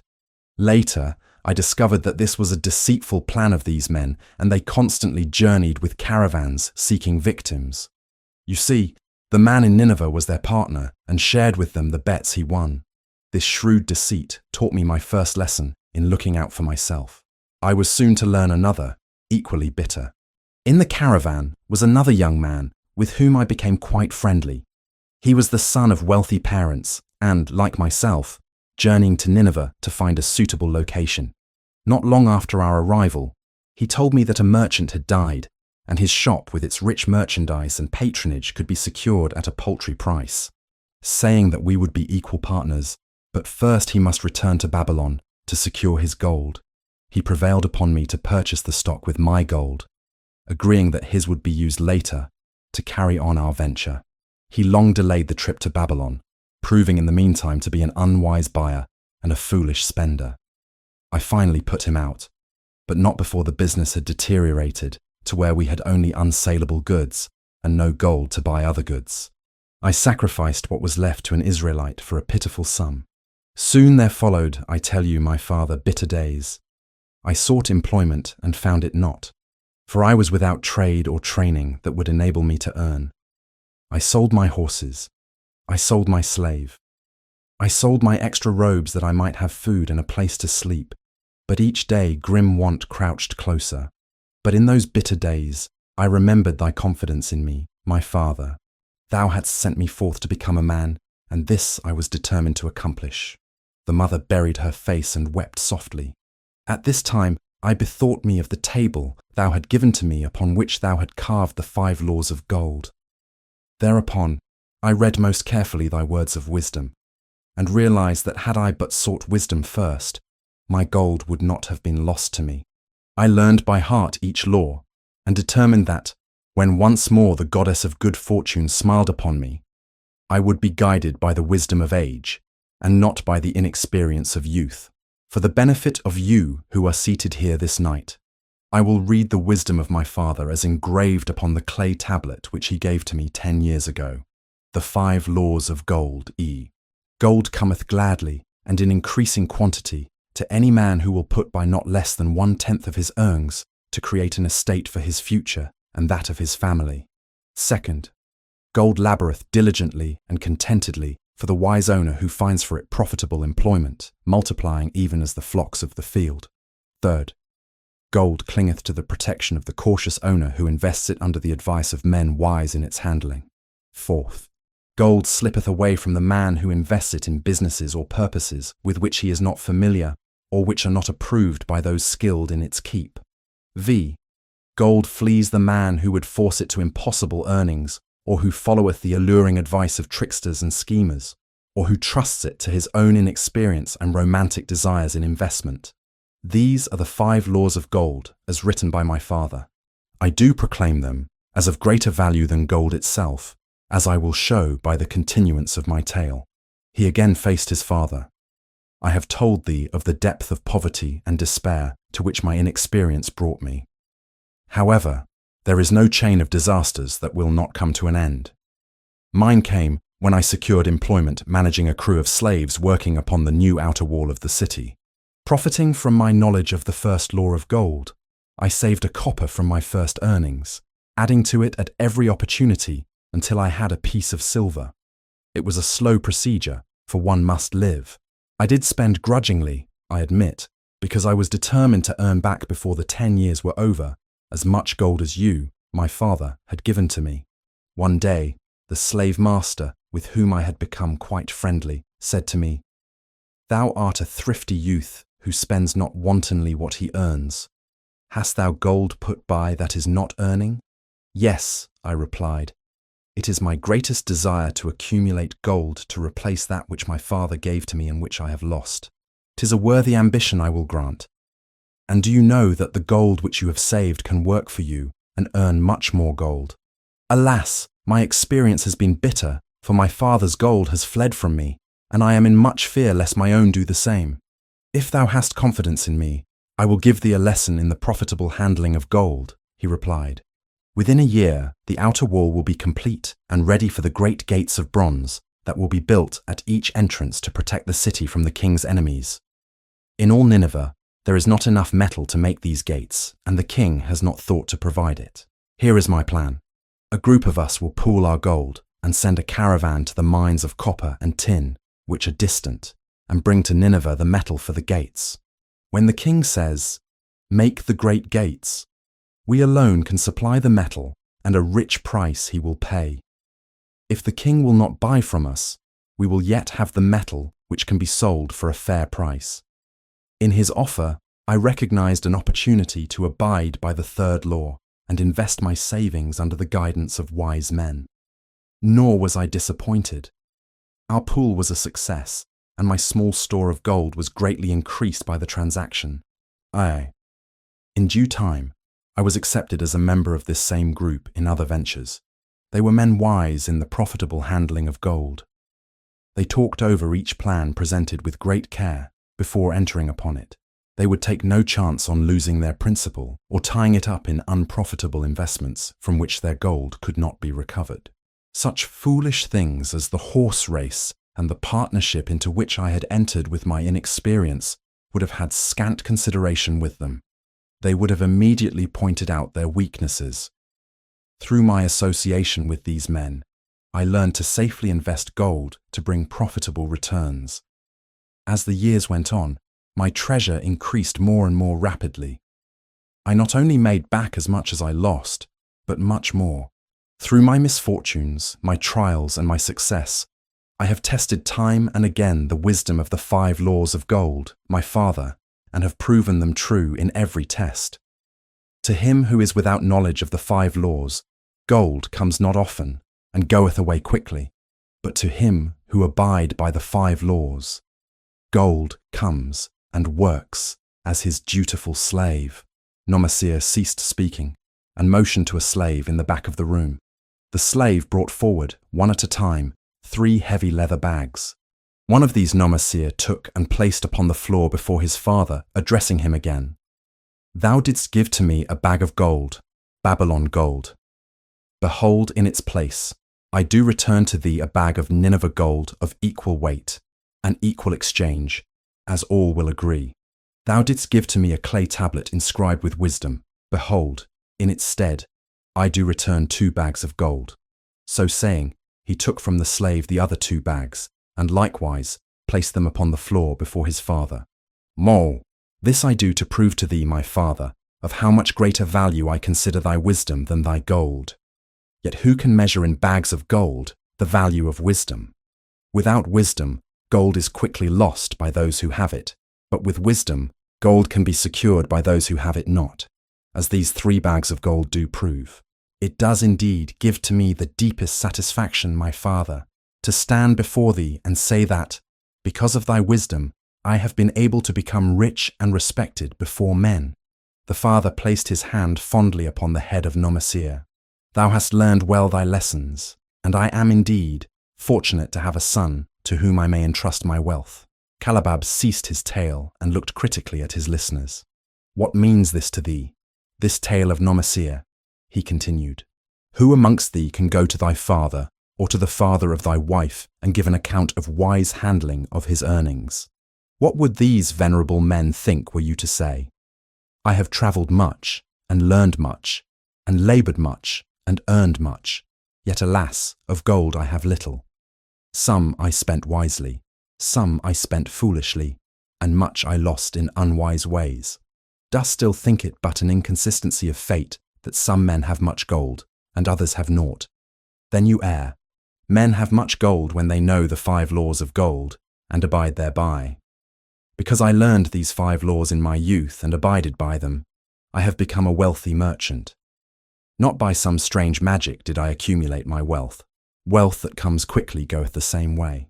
Wealth that stayeth to give enjoyment and satisfaction to its owner comes gradually, because it is a child born of knowledge and persistent purpose. To earn wealth is but a slight burden upon the thoughtful man. Bearing the burden consistently from year to year accomplishes the final purpose. The 5 laws of gold offer to thee a rich reward for their observance. Each of these 5 laws is rich with meaning, and lest thou overlook this in the briefness of my tale, I will now repeat them. I do know them each by heart, because in my youth I could see their value, and would not be content until I knew them word for word. The first law of gold. Gold cometh gladly, and in increasing quantity to any man who will put by not less than 1/10 of his earnings to create an estate for his future and that of his family. Any man who will put by 1/10 of his earnings consistently and invest it wisely will surely create a valuable estate that will provide an income for him in the future, and further guarantee safety for his family in case the gods call him to the world of darkness. This law always saith that gold cometh gladly to such a man. I can truly certify this in my own life.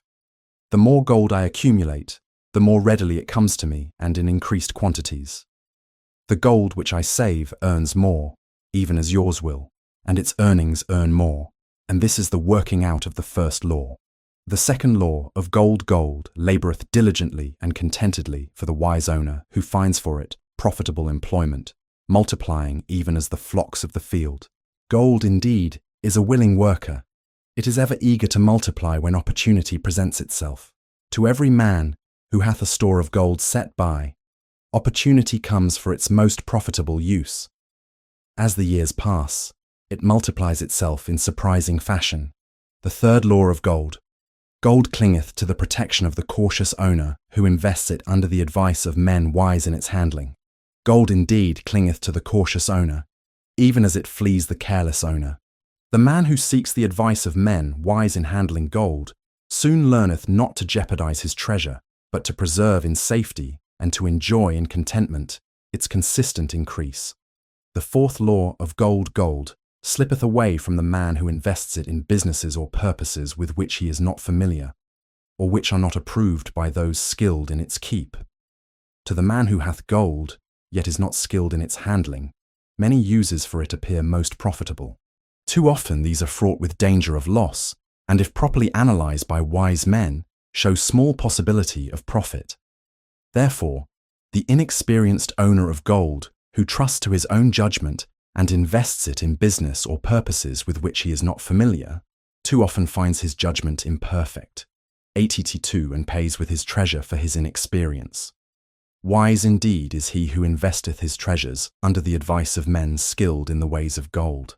The fifth law of gold flees the man who would force it to impossible earnings, or who followeth the alluring advice of tricksters and schemers, or who trusts it to his own inexperience and romantic desires in investment.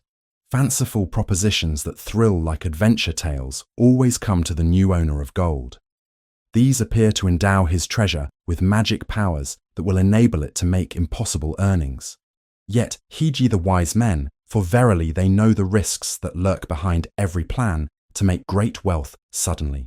Forget not the rich men of Nineveh, who would take no chance of losing their principal or tying it up in unprofitable investments. This ends my tale of the 5 laws of gold. In telling it to thee, I have told the secrets of my own success.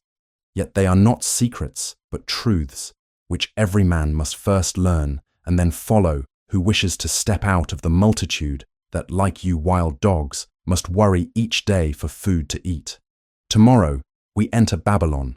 Look, see the fire that burns eternal above the temple of Bel. We are already in sight of the golden city. Tomorrow each of thee shall have gold, the gold thou hast so well earned by thy faithful services. 10 years from this night, what can you tell about this 83 gold? If there be men among you who, like Nomasir, will use a portion of their gold to start for themselves an estate, and be thenceforth wisely guided by the wisdom of Arkad, 10 years from now, 'tis a safe wager. Like the son of Arkad, they will be rich and respected among men. Our wise acts accompany us through life to please us and to help us. Just as surely, our unwise acts follow us to plague and torment us. Alas, they cannot be forgotten. In the front rank of the torments that do follow us are the memories of the things we should have done, of the opportunities which came to us, and we took not. Rich are the treasures of Babylon, so rich no man can count their value in pieces of gold. Each year they grow richer and more valuable. Like the treasures of every land, they are a rich reward awaiting those men of purpose who determine to secure their just share. In the strength of thine own desires is a magic power. Guide this power with thy knowledge of the 5 laws of gold, and thou shalt share the treasures of Babylon. The gold lender of Babylon, 50 pieces of gold. Never before had Rodan, the spearmaker of old Babylon, carried so much gold in his leather wallet. Happily down the king's highway from the palace of his most liberal majesty, he strode. Cheerfully, the gold clinked as the wallet at his belt swayed with each step. The sweetest music he had ever heard. 50 pieces of gold, all his. He could hardly realize his good fortune. What power in those clinking discs! They could purchase anything he wanted, a grand house, land, cattle, camels, horses, chariots, whatever he might desire. What use should he make of it? This evening, as he turned into a side street towards the home of his sister, he could think of nothing he would rather possess than those same glittering, heavy pieces of gold, his to keep. It was upon an evening some days later that a perplexed Rodan entered the shop of Mathon, the lender of gold and dealer in jewels and rare fabrics. Glancing neither to the right nor the left at the colourful articles artfully displayed, he passed through to the living quarters at the rear.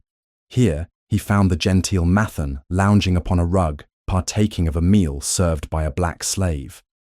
I would counsel with thee, for I know not what to do. Rodan stood stolidly, feet apart, hairy breast exposed by the gaping front of his leather jacket. Mathan's narrow, sallow face smiled a friendly greeting. "What indiscretions hast thou done that thou shouldst seek the lender of gold? Hast been unlucky at the gaming table? Or hath some plump dame entangled thee? For many years have I known thee, yet never hast thou sought me to aid thee in thy troubles." "No, no, not such as that. I seek no gold. Instead, I crave thy wise advice. Hear, hear, what this man doth say. No one comes to the lender of gold for advice. My ears must play me false. They listen true. Can this be so?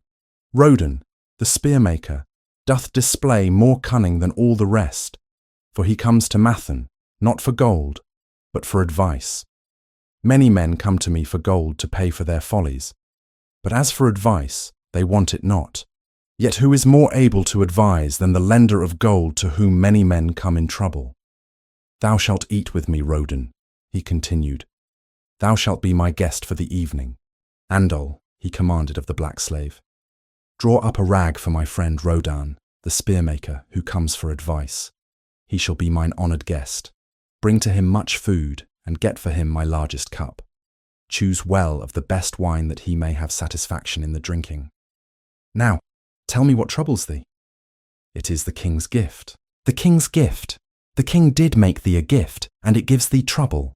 What manner of gift? Because he was much pleased with the design I did submit to him for a new point on the spears of the royal guard, he did present me with 50 pieces of gold, and now I am much perplexed. I am beseeched each hour the sun doth travel across the sky by those who would share it with me. That is natural. More men want gold than have it, and would wish one who comes by it easily to divide. But can you not say no? Is thy will not as strong as thy fist? To many I can say no, yet sometimes it would be easier to say yes. Can one refuse to share with one's sister to whom he is deeply devoted? Surely thy own sister would not wish to deprive thee of enjoying thy reward. But it is for the sake of Araman, her husband, whom she wishes to see a rich merchant. She does feel that he has never had a chance, and she beseeches me to loan to him this gold that he may become a prosperous merchant, and repay me from his profits. My friend, resumed Mathan, 'tis a worthy subject thou bringest to discuss. Gold bringeth unto its possessor responsibility, and a changed position with his fellow men. It bringeth fear lest he lose it, or it be tricked away from him. It bringeth a feeling of power and ability to do good. Likewise, it bringeth opportunities whereby his very good intentions may bring him into difficulties. Didst ever hear of the farmer of Nineveh, who could understand the language of animals? I wot not, for 'tis not the kind of tale men like to tell over the bronze caster's forge. I will tell it to thee, for thou shouldst know that to borrowing and lending there is more than the passing of gold from the hands of one to the hands of another. This farmer, who could understand what the animals said to each other, did linger in the farmyard each evening just to listen to their words. One evening he did hear the ox bemoaning to the ass the hardness of his lot. One do labour pulling the plough from morning until night. No matter how 87 hot the day, or how tired my legs, or how the bow doth chafe my neck, still must I work. But you are a creature of leisure. You are trapped with a colourful blanket and do nothing more than carry our master about where he wishes to go. When he goes nowhere, you do rest and eat the green grass all the day. Now the ass, in spite of his vicious heels, was a goodly fellow and sympathized with the ox. My good friend, he replied, you do work very hard, and I would help ease your lot. Therefore, will I tell you how you may have a day of rest. In the morning, when the slave comes to fetch you to the plough, lie upon the ground and bellow much that he may say you are sick and cannot work.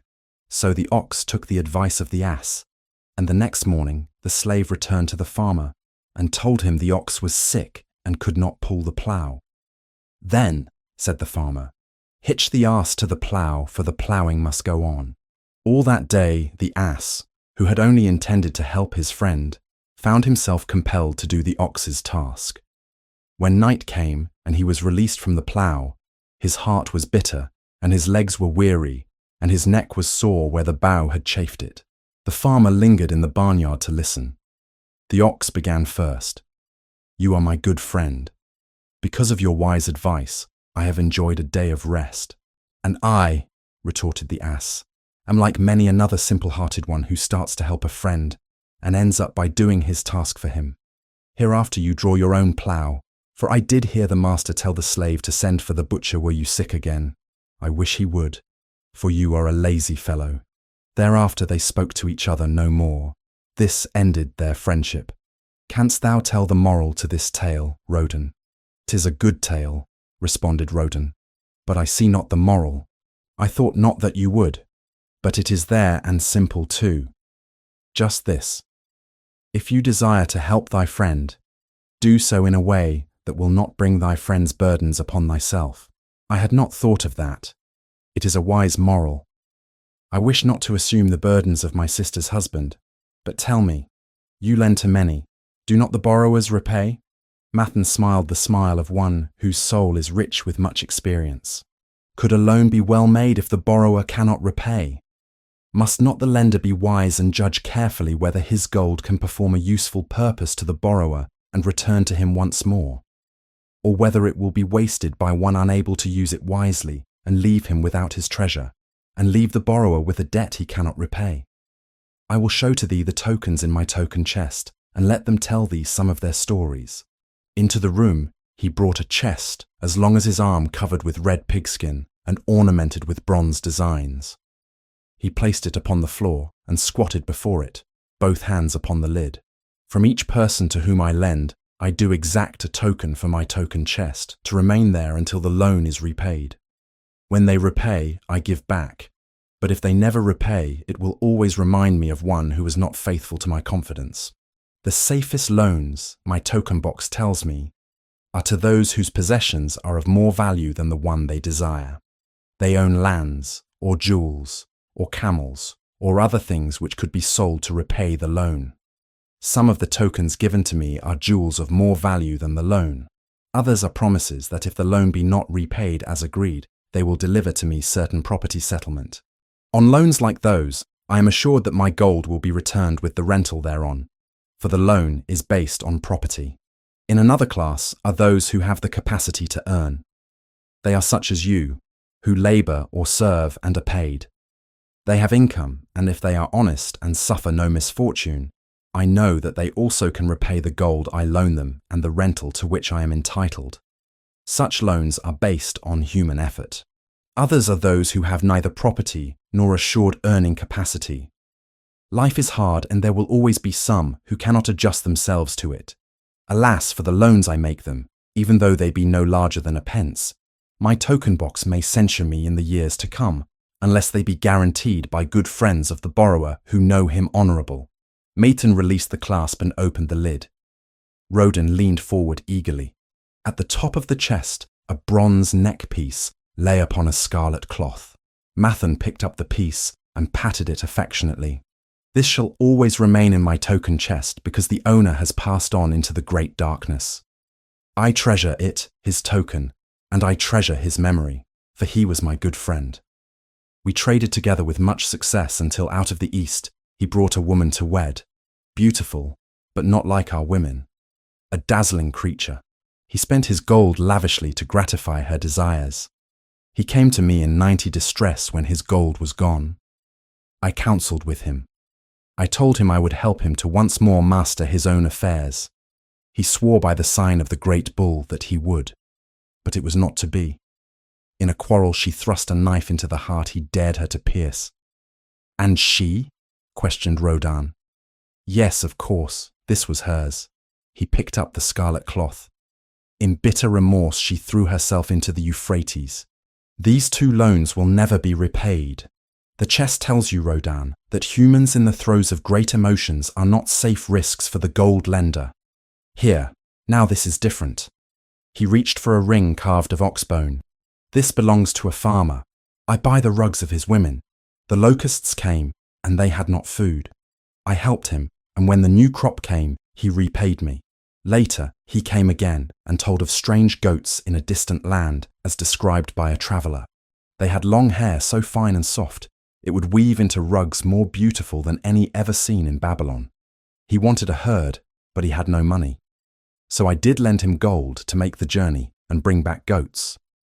Now his herd is begun, and next year I shall surprise the lords of Babylon with the most expensive rugs it has been their good fortune to buy. Soon I must return his ring. He doth insist on repaying promptly." "Some borrowers do that?" queried Rodan. "If they borrow for purposes that bring money back to them, I find it so. But if they borrow because of their indiscretions, I warn thee to be cautious if thou wouldst ever have thy gold back in hand again." "Tell me about this," requested Rodan, picking up a heavy gold bracelet inset with jewels in rare designs. "The women do appeal to my good friend," bantered Mathan. "I am still much younger than you," retorted Rodan. "I grant that, but this time thou doth suspicion romance where it is not. The owner of this is fat and wrinkled, and doth talk so much and say so little, she drives me mad. Once they had much money and were good customers, but ill times came upon them. She has a son of whom she would make a merchant. So she came to me and borrowed gold that he might become a partner of a caravan owner who travels with his camels bartering in one city what he buys in another. This man proved a rascal, for he left the poor boy in a distant city without money and without friends, pulling out early while the youth slept. Perhaps when this youth has grown to manhood, he will repay. Until then, I get no rental for the loan, only much talk. But I do admit the jewels are worthy of the loan. Did this lady ask thy advice as to the wisdom of the loan?"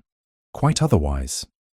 She had pictured to herself this son of hers as a wealthy and powerful man of Babylon. To suggest the contrary was to infuriate her. A fair rebuke I had. I knew the risk for this inexperienced boy, but as she offered security, I could not refuse her.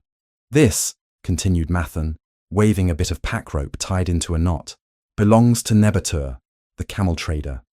When he would buy a herd larger than his funds, he brings to me this knot, and I lend to him according to his needs. He is a wise trader. I have confidence in his good judgment and can lend him freely. Many other merchants of Babylon have my confidence because of their honorable behavior. Their 92 tokens come and go frequently in my token box. Good merchants are an asset to our city, and it profits me to aid them to keep trade moving, that Babylon be prosperous."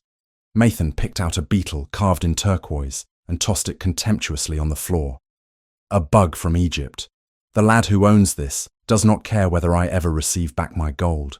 When I reproach him, he replies, 'How can I repay when ill fate pursues me? You have plenty more.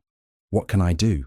The token is his father's, a worthy man of small means who did pledge his land and herd to back his son's enterprises. The youth found success at first, and then was overzealous to gain great wealth. His knowledge was immature. His enterprises collapsed. Youth is ambitious. Youth would take shortcuts to wealth and the desirable things for which it stands. To secure wealth quickly, youth often borrows unwisely. Youth, never having had experience, cannot realize that hopeless debt is like a deep pit into which one may descend quickly and where one may struggle vainly for many days. It is a pit of sorrow and regrets, where the brightness of the sun is overcast and night is made unhappy by restless sleeping. Yet I do not discourage borrowing gold. I encourage it. I recommend it if it be for a wise purpose. I myself made my first real success as a merchant with borrowed gold. Yet, what should the lender do in such a case? The youth is in despair and accomplishes nothing. He is discouraged. He makes no effort to repay. My heart turns against depriving the father of his land and cattle. "You tell me much that I am interested to hear," ventured Rodan. "But I hear no answer to my question. Should I lend my 50 pieces of gold to my sister's husband? They mean much to me. Thy sister is a sterling woman whom I do much esteem. Should her husband come to me and ask to borrow 50 pieces of gold, I should ask him for what purpose he would use it. If he answered that he desired to become a merchant like myself and deal in jewels and rich furnishings, I would say, 'What knowledge have you of the ways of trade? Do you know where you can buy at lowest cost? Do you know where you can sell at a fair price?' Could he say yes to these questions? No, he could not, Rodan admitted. He has helped me much in making spears, and he has helped some in the shops. Then, would I say to him that his purpose was not wise? Merchants must learn their trade. His ambition, though worthy, is not practical, and I would not lend him any gold. But supposing he could say, 'Yes, I have helped merchants much.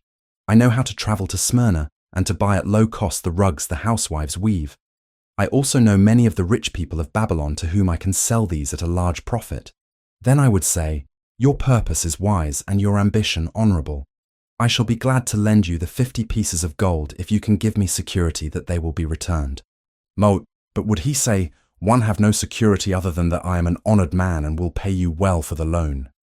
Then would I reply, I treasure much each piece of gold. Were the robbers to take it from you as you journeyed to Smyrna, or take the rugs from you as you returned, then you would have no means of repaying me, and my gold would be gone. Gold, you see, Rodan, is the merchandise of the lender of money. It is easy to lend. If it is lent unwisely, then it is 94 difficult to get back. The wise lender wishes not the risk of the undertaking, but the guarantee of safe repayment. 'Tis well, he continued, to assist those that are in trouble. 'Tis well to help those upon whom fate has laid a heavy hand. 'Tis well to help those who are starting, that they may progress and become valuable citizens.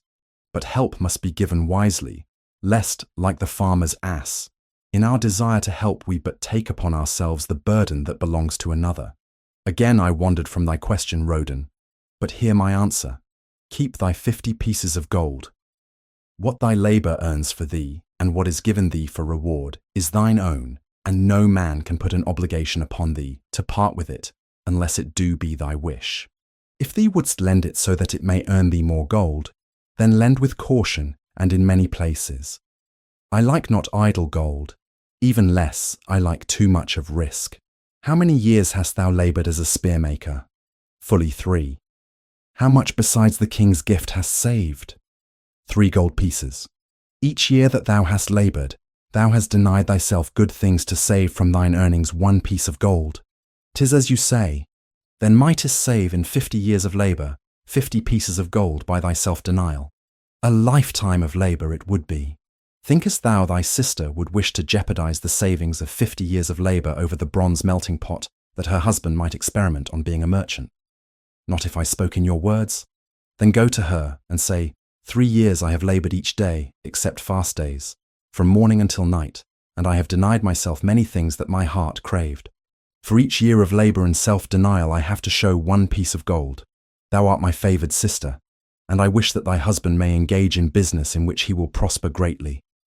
If he will submit to me a plan that seems wise and possible to my friend, Mathon, then will I gladly lend to him my savings of an entire year, that he may have an opportunity to prove that he can succeed.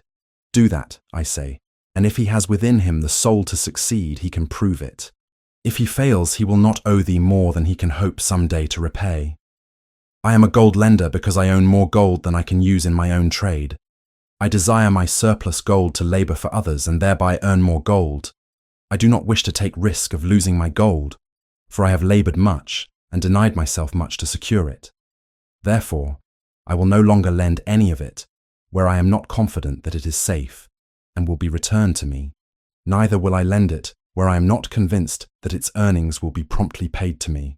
I have told to thee, Rodan, a few of the secrets of my token chest. From them you may understand the weakness of men and their eagerness to borrow that which they have no certain means to repay. From this you can see how often their high hopes of the great earnings they could make, if they but had gold, are but false hopes they have not the ability or training to fulfill. Thou, Rodan, now have gold which thou shouldst put to earning more gold for thee. Thou art about to become even as I, a gold lender. If thou dost safely preserve thy treasure, it will produce liberal earnings for thee and be a rich source of pleasure and profit during all thy days. But if thou dost let it escape from thee, it will be a source of constant sorrow and regret as long as thy memory doth last. What desirest thou most of this gold in thy wallet?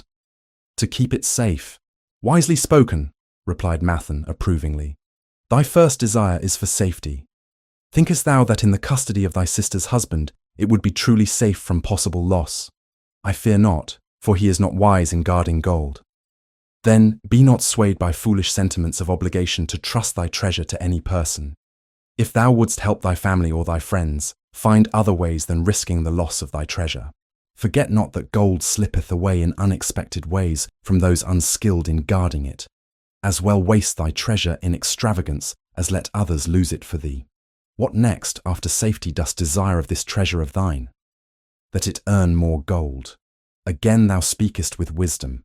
It should be made to earn and grow larger. Gold wisely lent may even double itself with its earnings before a man like you groweth old.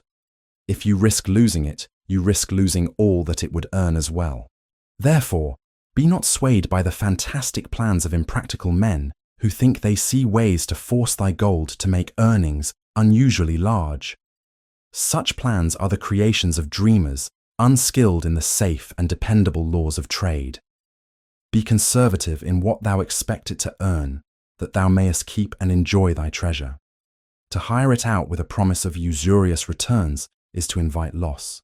Seek to associate thyself with men and enterprises whose success is established, that thy treasure may earn liberally under their skillful use and be guarded safely by their wisdom and experience. Thus mayest thou avoid the misfortunes that follow most of the sons of men, to whom the gods see fit to entrust gold. When Rodan would thank him for his wise advice, he would not listen, saying, The king's gift shall teach thee much wisdom. If wouldst keep thy 50 pieces of gold, thou must be discreet indeed. Many uses will tempt thee, much advice will be spoken to thee, numerous opportunities to make large profits will be offered thee. The stories from my token box should warn thee, before thou let any piece of gold leave thy pouch, to be sure that thou hast a safe way to pull it back again. Should my further advice appeal to thee, return again. It is gladly given. Ere thou goest, read this, which I have carved beneath the lid of my token box. It applies equally to the borrower and the lender. Better a little caution than a great regret. The walls of Babylon. Old Banzar, grim warrior of another day, stood guard at the passageway leading to the top of the ancient walls of Babylon. Up above, valiant defenders were battling to hold the walls. Upon them depended the future existence of this great city with its hundreds of thousands of citizens. Over the walls came the roar of the attacking armies, the yelling of many men, the trampling of thousands of horses, the deafening boom of the battering rams pounding the bronzed gates. In the street behind the gate lounged the spearmen, waiting to defend the entrance should the gates give way. They were but few for the task. The main armies of Babylon were with their king, far away in the east on the great expedition against the Elamites. No attack upon the city having been anticipated during their absence, the defending forces were small. Unexpectedly, from the north, bore down the mighty armies of the Assyrians. And now the walls must hold, or Babylon was doomed. About Banzar were great crowds of citizens, white-faced and terrified, eagerly seeking news of the battle. With hushed awe, they viewed the stream of wounded and dead being carried or led out of the passageway. Here was the crucial point of attack. After 3 days of circling about the city, the enemy had suddenly thrown his great strength against this section and this gate. The defenders from the top of the wall fought off the climbing platforms and the scaling ladders of the attackers with arrows, burning oil, and, if any reached the top, spears. Against the defenders, thousands of the enemy's archers poured a deadly barrage of arrows. Old Banzar had the vantage point for news. He was closest to the conflict, and first to hear of each fresh repulse of the frenzied attackers. An elderly merchant crowded close to him, his palsied hands quivering. Tell me, he pleaded. They cannot get in. My sons are with the good king. There is no one to protect my old wife. My goods they will steal all. My food they will leave nothing. We are old, too old to defend ourselves, too old for slaves. We shall starve. We shall die. Tell me they cannot get in. Calm thyself, good merchant, the guard responded. The walls of Babylon are strong. Go back to the bazaar and tell your wife that the walls will protect you and all of your possessions as safely as they protect the rich treasures of the king. Keep close to the walls, lest the arrows flying over strike you. A woman with a babe in arms took the old man's place as he withdrew. Sergeant, what news from the top? Tell me truly that I may reassure my poor husband. He lies with fever from his terrible wounds, yet insists upon his armor and his spear to protect me, who am with child. Terrible, he says, will be the vengeful lust of our enemies should they break in. Be thou of good heart, thou mother that is, and is again to be. The walls of Babylon will protect you and your babes. They are high and strong. Hear ye not the yells of our valiant defenders as they empty the cauldrons of burning oil upon the ladder scalers? Yes, that do I hear, and also the roar of the battering rams that do hammer at our gates. Back to thy husband. Tell him the gates are strong and withstand the rams. Also that the scalers climb the walls, but to receive the waiting spear thrust. Watch thy way and hasten behind you buildings. Banzar stepped aside to clear the passage for heavily armed reinforcements. As, with clanking bronze shields and heavy tread, they tramped by, a small girl plucked at his girdle. Tell me please, soldier, are we safe? She pleaded. I hear the awful noises. I see the men all bleeding. I am so frightened. What will become of our family, of my mother, little brother, and the baby? The grim old campaigner blinked his eyes and thrust forward his chin as he beheld the child. Be not afraid, little one, he reassured her. The walls of Babylon will protect you and mother and little brother and the baby. It was for the safety of such as you that the good Queen Semiramis built them over 100 years ago. Never have they been broken through. Go back and tell your mother and little brother and the baby that the walls of Babylon will protect them, and they need have no fear. Day after day, old Banzar stood at his post and watched the reinforcements file up the passageway, there to stay and fight until wounded or dead they came down once more. Around him, unceasingly crowded the throngs of frightened citizens, eagerly seeking to learn if the walls would hold. To all he gave his answer with the fine dignity of an old soldier. The walls of Babylon will protect you. For 3 weeks and 5 days, the attack waged with scarcely ceasing violence. Harder and grimmer set the jaw of Banzar as the passage behind, wet with the blood of the many wounded, was churned into mud by the never-ceasing streams of men passing up and staggering down. Each day, the slaughtered attackers piled up in heaps before the wall. Each night they were carried back and buried by their comrades. Upon the 5th night of the 4th week, the clamour without diminished. The first streaks of daylight, illuminating the plains, disclosed great clouds of dust raised by the retreating armies. A mighty shout went up from the defenders. There was no mistaking its meaning. It was repeated by the waiting troops behind the walls. It was echoed by the citizens upon the streets. It swept over the city with the violence of a storm. People rushed from the houses. The streets were jammed with a throbbing mob. The pent-up fear of weeks found an outlet in the wild chorus of joy. From the top of the high tower of the Temple of Bel burst forth the flames of victory. Skyward floated the column of blue smoke to carry the message far and wide. The walls of Babylon had once again repulsed a mighty and viscous foe, determined to loot her rich treasures and to ravish and enslave her citizens. Babylon endured century after century because it was fully protected. It could not afford to be otherwise. The walls of Babylon were an outstanding example of man's need and desire for protection. This desire is inherent in the human race. It is just as strong today as it ever was, but we have developed broader and better plans to accomplish the same purpose. In this day, behind the impregnable walls of insurance, savings accounts and dependable investments, we can guard ourselves against the unexpected tragedies that may enter any door and seat themselves before any fireside. We cannot afford to be without adequate protection. The camel trader of Babylon. The hungrier one becomes, the clearer one's mind works. Also the more sensitive one becomes to the odours of food. Tarkad, the son of Azur, certainly thought so. For 2 whole days he had tasted no food except 2 small figs purloined from over the wall of a garden. Not another could he grab before the angry woman rushed forth and chased him down the street. Her shrill cries were still ringing in his ears as he walked through the marketplace. They helped him to retrain his restless fingers from snatching the tempting fruits from the baskets of the market women. Never before had he realized how much food was brought to the markets of Babylon and how good it smelled. Leaving the market, he walked across to the inn and paced back and forth in front of the eating house. Perhaps here he might meet someone he knew, someone from whom he could borrow a copper that would gain him a smile from the unfriendly keeper of the inn, and with it, a liberal helping. Without the copper, he knew all too well how unwelcome he would be. In his abstraction, he unexpectedly found himself face to face with the one man he wished most to avoid, the tall, bony figure of Dabasir, the camel trader. Of all the friends and others from whom he had borrowed small sums, Dabasir made him feel the most uncomfortable because of his failure to keep his promises to repay promptly. Dabasir's face lighted up at the sight of him. "Ha!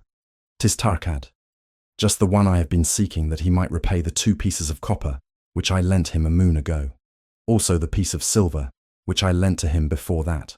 We are well met. I can make good use of the coins this very day. What say, boy? What say?" Tarkad stuttered, and his face flushed.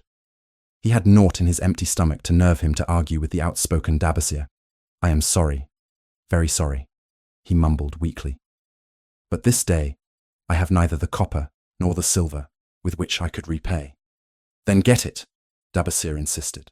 "Surely thou canst get hold of a few coppers and a piece of silver to repay the generosity of an old friend of thy father who aided thee whence thou wast in need. 'Tis because ill fortune does pursue me that I cannot pay."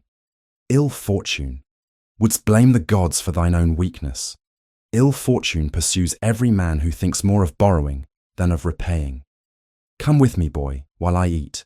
I am hungry and I would tell thee a tale." Tarkad flinched from the brutal frankness of Dabasir, but here at least was an invitation to enter the coveted doorway of the eating house.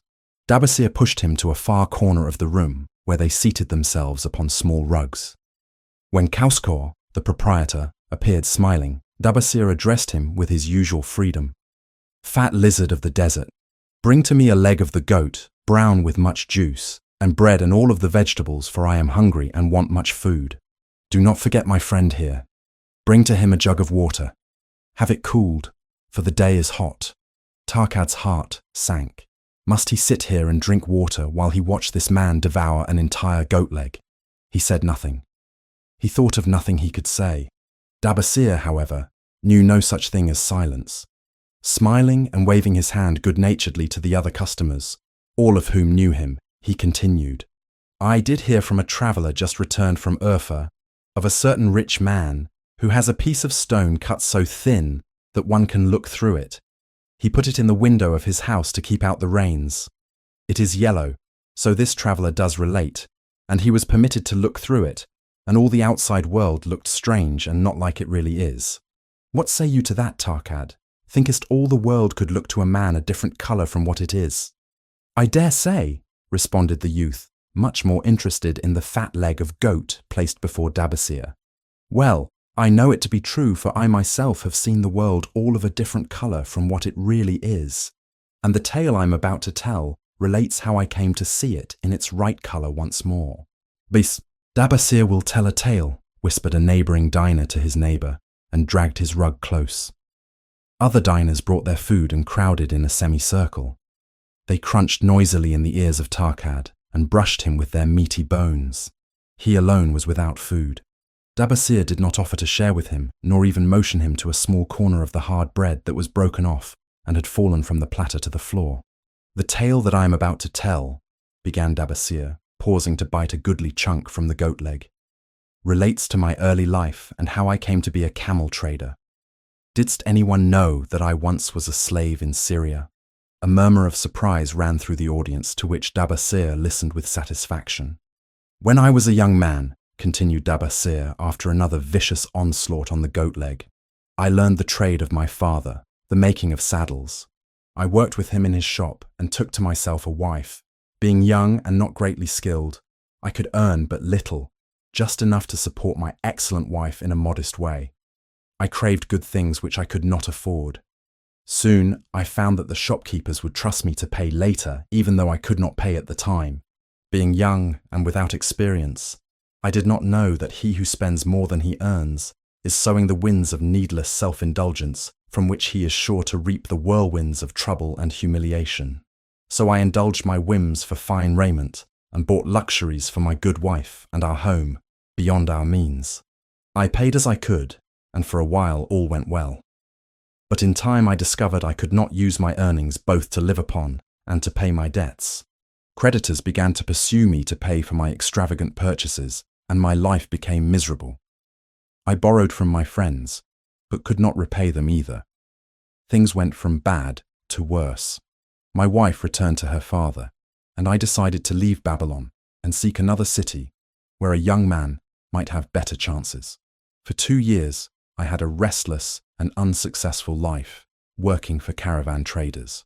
From this, I fell in with a set of likable robbers who scoured the desert for unarmed caravans.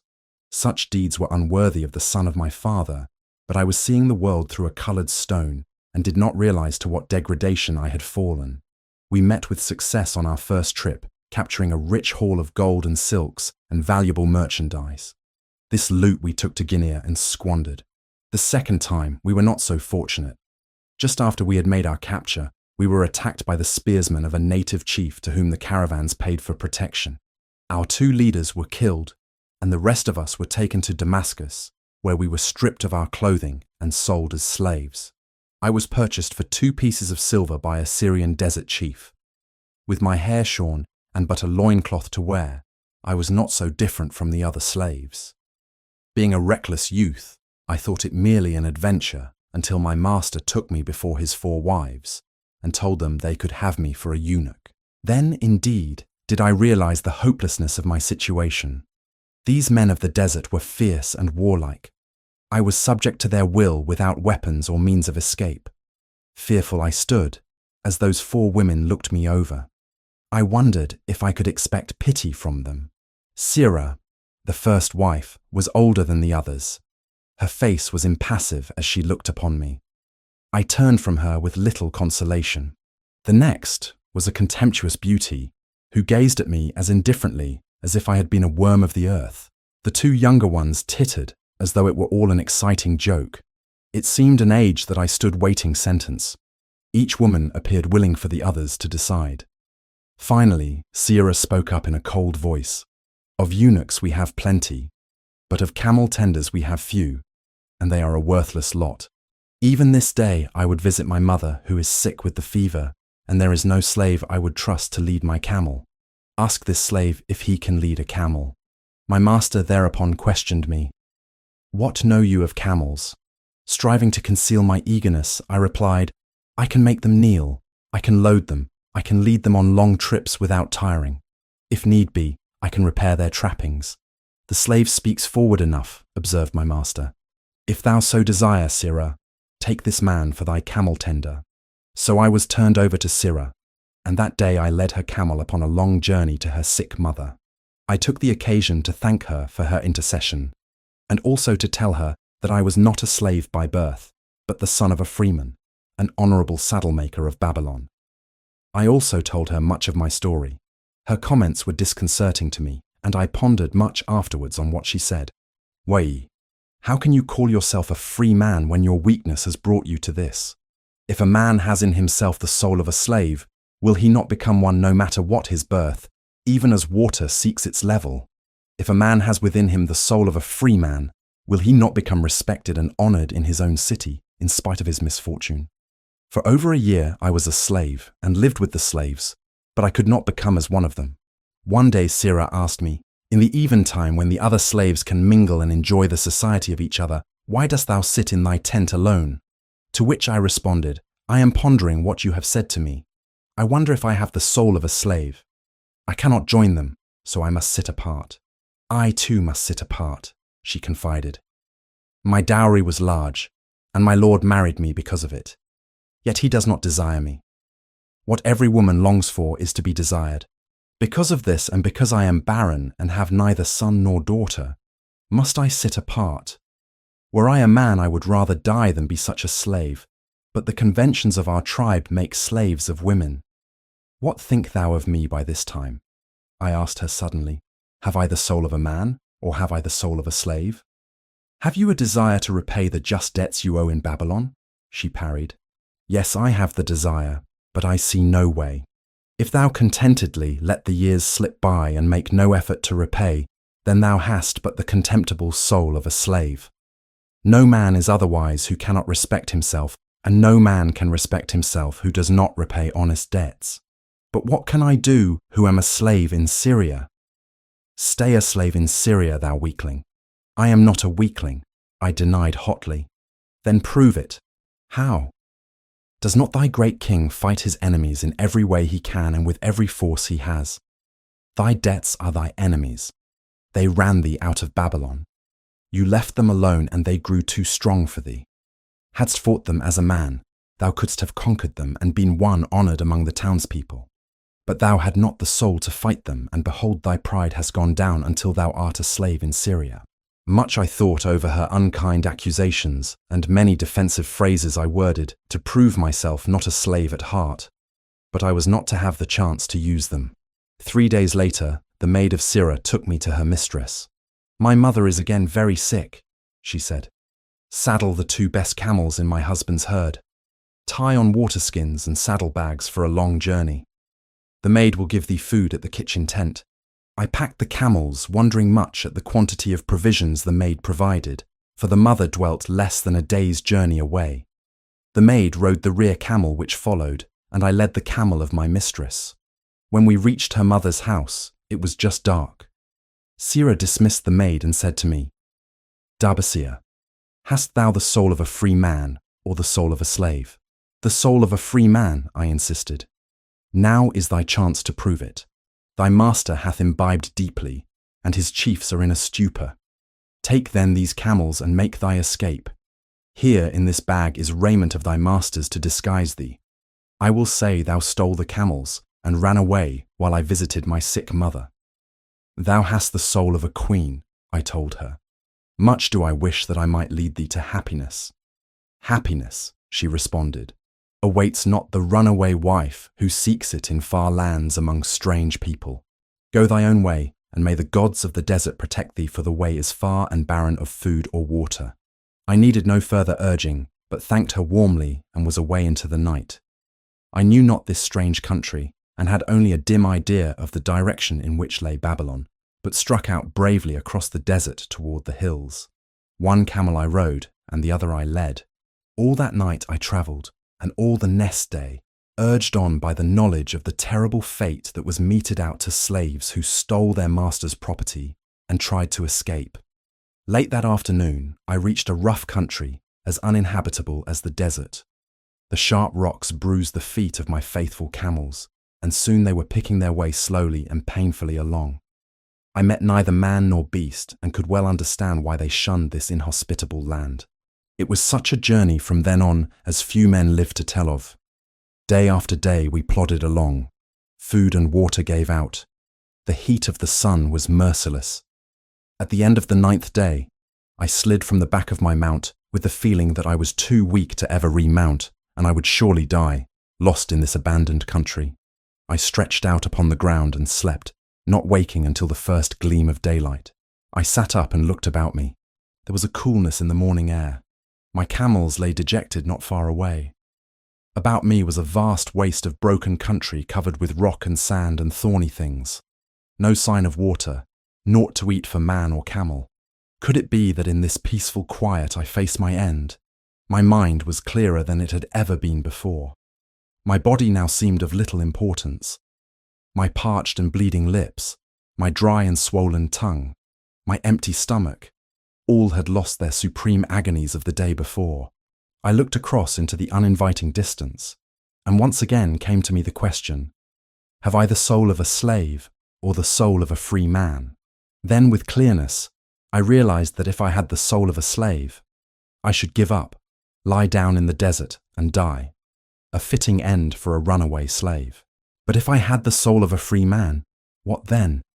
Surely I would force my way back to Babylon, repay the people who had trusted me, bring happiness to my wife who truly loved me, and bring peace and contentment to my parents. Thy debts are thine enemies who have run thee out of Babylon, Syria had said. Yes, it was so. Why had I refused to stand my ground like a man? Why had I permitted my wife to go back to her father? Then a strange thing happened. All the world seemed to be of a different colour, as though I had been looking at it through a coloured stone, which had suddenly been removed. At last, I saw the true values in life. Die in the desert, not I. With a new vision, I saw the things that I must do. First, I would go back to Babylon and face every man to whom I owed an unpaid debt. I should tell them that after years of wandering and misfortune, I had come back to pay my debts as fast as the gods would permit. Next, I should make a home for my wife and become a citizen of whom my parents should be proud. My debts were my enemies, but the men I owed were my friends, for they had trusted me and believed in me. I staggered weakly to my feet. What mattered hunger? What mattered thirst? They were but incidents on the road to Babylon. Within me surged the soul of a free man going back to conquer his enemies and reward his friends. I thrilled with the great resolve. The glazed eyes of my camels brightened at the new note in my husky voice. With great effort, after many attempts, they gained their feet. With pitiful perseverance, they pushed on toward the north, where something within me said we would find Babylon. We found water. We passed into a more fertile country where were grass and fruit. We found the trail to Babylon, because the soul of a free man looks at life as a series of problems to be solved and solves them, while the soul of a slave whines, "What can I do, who am but a slave?" How about thee, Tarkad? Does thy empty stomach make thy head exceedingly clear? Art ready to take the road that leads back to self-respect? Canst thou see the world in its true colour? Hast thou the desire to pay thy honest debts, however many they may be, and once again be a man respected? In Babylon, moisture came to the eyes of the youth. He rose eagerly to his knees. Thou hast shown me a vision. Already I feel the soul of a free man surge within me. But how fared you upon your return? Questioned an interested listener. Where the determination is, the way can be found, Dabasir replied. I now had the determination, so I set out to find a way. First I visited every man to whom I was indebted, and begged his indulgence, until I could earn that with which to repay. Most of them met me gladly. Several reviled me, but others offered to help me. One indeed did give me the very help I needed. It was Mathan, the gold lender. Learning that I had been a camel tender in Syria, he sent me to old Nebatur, the camel trader, just commissioned by our good king to purchase many herds of sound camels for the great expedition. With him, my knowledge of camels I put to good use. Gradually, I was able to repay every copper and every piece of silver. Then at last, I could hold up my head and feel that I was an honourable man among men. Again Dabasir turned to his food. Cowscore, thou snail, he called loudly, to be heard in the kitchen. The food is cold. Bring me more meat fresh from the roasting. Bring thou also a very large portion for Tarkad, the son of my old friend, who is hungry and shall eat with me. So ended the tale of Dabasir, the camel trader of old Babylon. He found his own soul when he realized a great truth, a truth that had been known and used by wise men long before his time. It has led men of all ages out of difficulties and into success, and it will continue to do so for those who have the wisdom to understand its magic power. It is for any man to use who reads these lines. Where the determination is, the way can be found. The CIA Tablets from Babylon St. Swithin's College, Nottingham University. Newark-on-Trent. Nottingham Professor Franklin Caldwell, care of British Scientific Expedition. Hilla, Mesopotamia. October 21st, 1934. My dear Professor, the 5 clay tablets from your recent excavation in the ruins of Babylon arrived on the same boat with your letter. I have been fascinated no end, and have spent many pleasant hours translating their inscriptions. I should have answered your letter at once, but delayed until I could complete the translations which are attached. The tablets arrived without damage, thanks to your careful use of preservatives and excellent packing. You will be as astonished as we in the laboratory at the story they relate. One expects the dim and distant past to speak of romance and adventure. Arabian Nights sort of things, you know. When instead it discloses the problem of a person named Dabasir to pay off his debts, one realizes that conditions upon this old world have not changed as much in 5,000 years as one might expect. It is odd, you know, But these old inscriptions rather rage me, as the students say. Being a college professor, I am supposed to be a thinking human being possessing a working knowledge of most subjects. Yet, here comes this old chap out of the dust, covered ruins of Babylon, to offer a way I had never heard of to pay off my debts and at the same time acquire gold to jingle in my wallet. Pleasant thought, I say, and interesting to prove whether it will work as well nowadays as it did in old Babylon. Mrs. Shrewsbury and myself are planning to try out his plan upon our own affairs, which could be much improved. Wishing you the best of luck in your worthy undertaking and waiting eagerly another opportunity to assist, I am yours sincerely, Alfred H. Shrewsbury, Department of Archaeology. Tablet number 1. Now, when the moon becometh full, I, Dabasir, who am but recently returned from slavery in Syria, with the determination to pay my many just debts and become a man of means worthy of respect in my native city of Babylon, do here engrave upon the clay a permanent record of my affairs to guide and assist me in carrying through my high desires. Under the wise advice of my good friend Mathon, the gold lender, I am determined to follow an exact plan that he doth say will lead any honourable man out of debt into means and self-respect.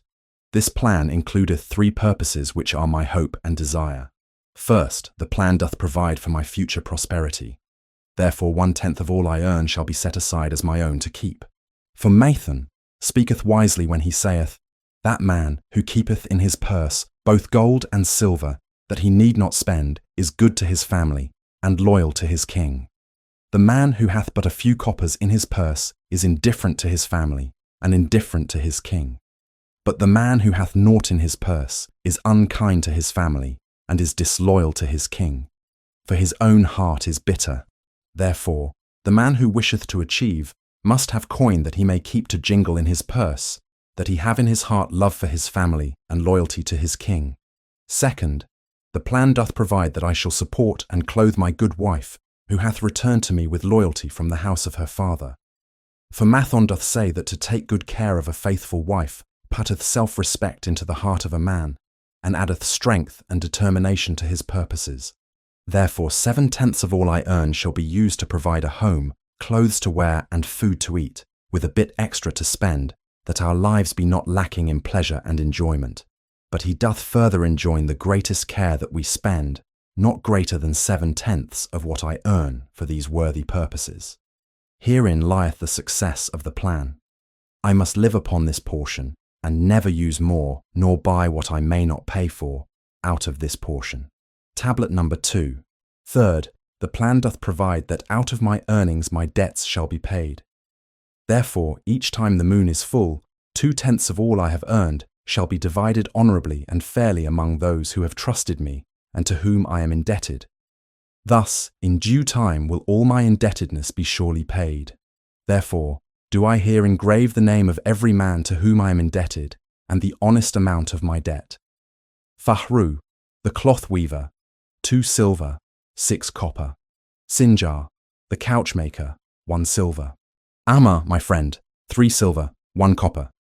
Zankar, my friend, 4 silver, 7 copper. Askamir, my friend, 1 silver, 3 copper. Harinsir, the jewel maker, 6 silver, 2 copper. Diabeka, my father's friend, 4 silver, 1 copper. Alkahad, the house owner, 14 silver. Mathon, the gold lender, 9 silver. Birijik, the farmer, 1 silver, 7 copper. From here on, disintegrated, cannot be deciphered. Tablet number 3. To these creditors do I owe in total 119 pieces of silver and 141 pieces of copper. Because I did owe these sums and saw no way to repay, in my folly I did permit my wife to return to her father, and didst leave my native city and seek easy wealth elsewhere, only to find disaster and to see myself sold into the degradation of slavery. Now that Mathon doth show me how I can repay my debts in small sums of my earnings, do I realize the great extent of my folly in running away from the results of my extravagances. Therefore, have I visited my creditors and explained to them that I have no resources with which to pay except my ability to earn, and that I intend to apply 2/10 of all I earn upon my indebtedness evenly and honestly. This much can I pay, but no more. Therefore, if they be patient, in time, my obligations will be paid in full. Ammar, whom I thought my best friend, reviled me bitterly, and I left him in humiliation. Birajik, the farmer, pleaded that I pay him first, as he did badly need help. Alkahad, the house owner, was indeed disagreeable, and insisted that he would make me trouble unless I did soon settle in full with him. All the rest willingly accepted my proposal.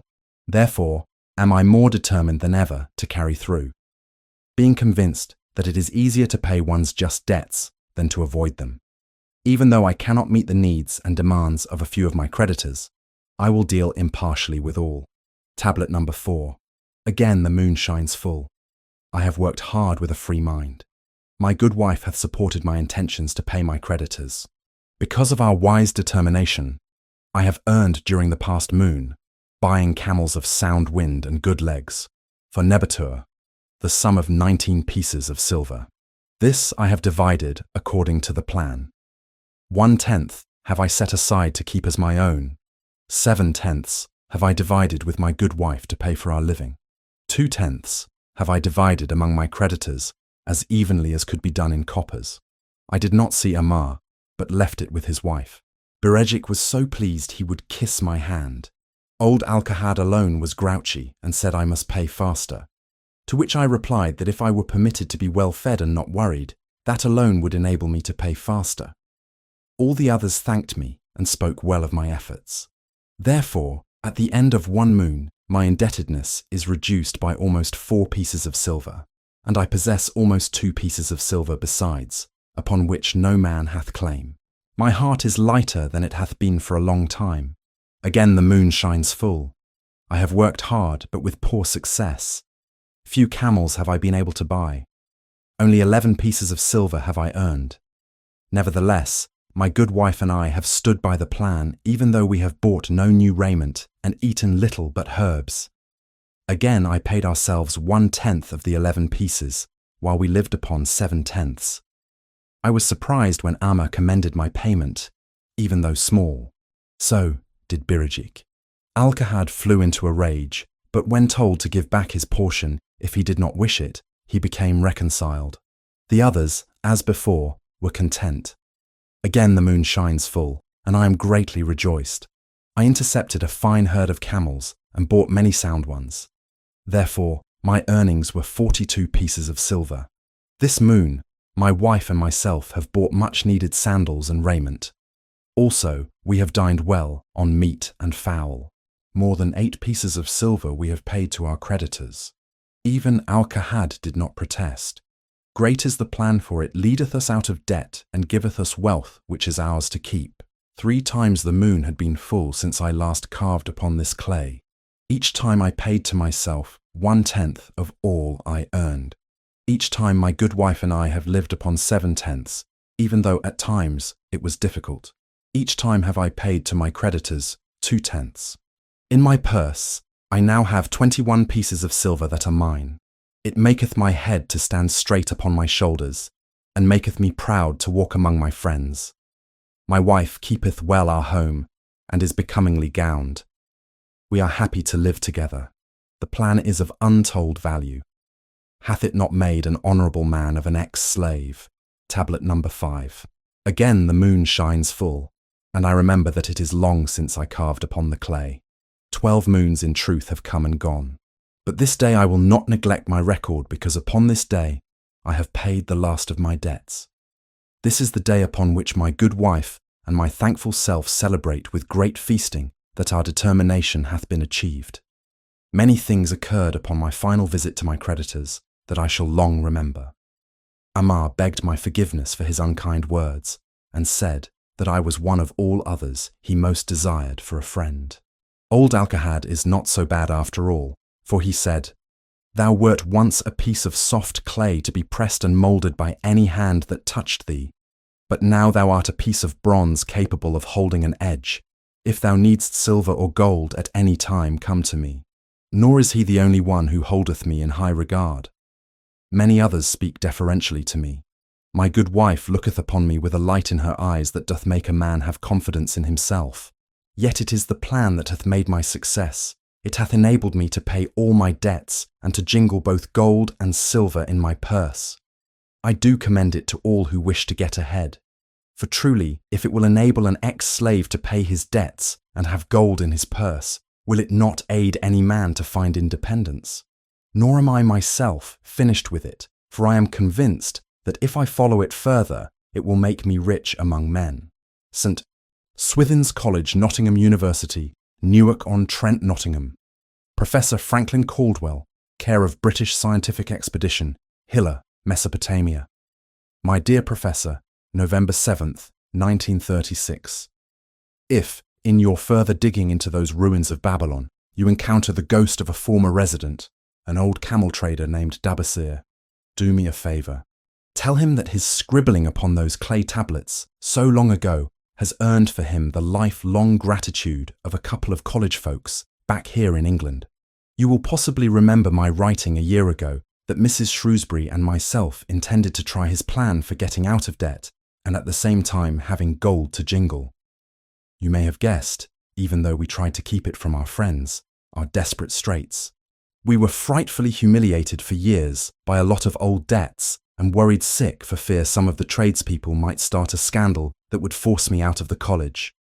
We paid and paid, every shilling we could squeeze out of income, but it was hardly enough to hold things even. Besides, we were forced to do all our buying where we could get further credit regardless of higher costs. It developed into one of those vicious circles that grow worse instead of better. Our struggles were getting hopeless. We could not move to less costly rooms because we owed the landlord. There did not appear to be anything we could do to improve our situation. Then, here comes your acquaintance, the old camel trader from Babylon, with a plan to do just what we wished to accomplish.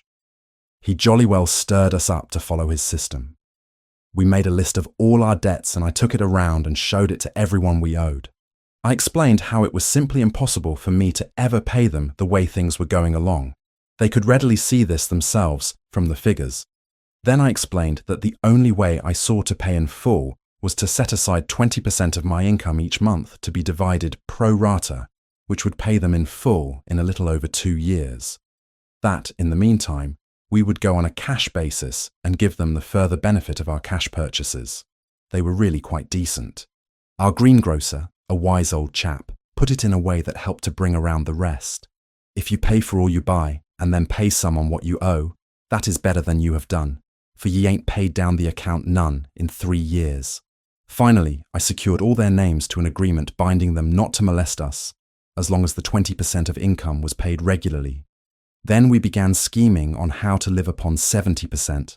We were determined to keep that extra 10% to jingle. The thought of silver and possibly gold was most alluring. It was like having an adventure to make the change. We enjoyed figuring this way and that, to live comfortably upon that remaining 70%. We started with rent and managed to secure a fair reduction. Next, we put our favourite brands of tea and such under suspicion and were agreeably surprised how often we could purchase superior qualities at less cost. It is too long a story for a letter, but anyhow, it did not prove difficult. We managed, and right cheerfully at that. What a relief it proved to have our affairs in such a shape we were no longer persecuted by past due accounts. I must not neglect, however, to tell you about that extra 10% we were supposed to jingle. Well, we did jingle it for some time. Now don't laugh too soon. You see, that is the sporty part. It is the real fun, to start accumulating money that you do not want to spend. There is more pleasure in running up such a surplus than there could be in spending it. After we had jingled to our heart's content, we found a more profitable use for it. We took up an investment upon which we could pay that 10% each month. This is proving to be the most satisfying part of our regeneration. It is the first thing we pay out of my cheque. There is a most gratifying sense of security to know our investment is growing steadily. By the time my teaching days are over, it should be a snug sum, large enough so the income will take care of us from then on. All this out of my same old cheque. Difficult to believe, yet absolutely true. All our debts being gradually paid, and at the same time our investment increasing. Besides, we get along, financially, even better than before. Who would believe there could be such a difference in results between following a financial plan and just drifting along? At the end of the next year, when all our old bills shall have been paid, We will have more to pay upon our investment besides some extra for travel. We are determined never again to permit our living expenses to exceed 70% of our income.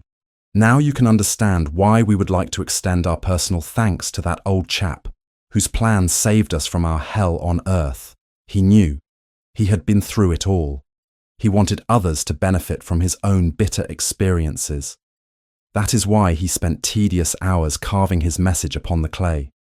He had a real message for fellow sufferers, a message so important that after 5,000 years, it has risen out of the ruins of Babylon, just as true and just as vital as the day it was buried.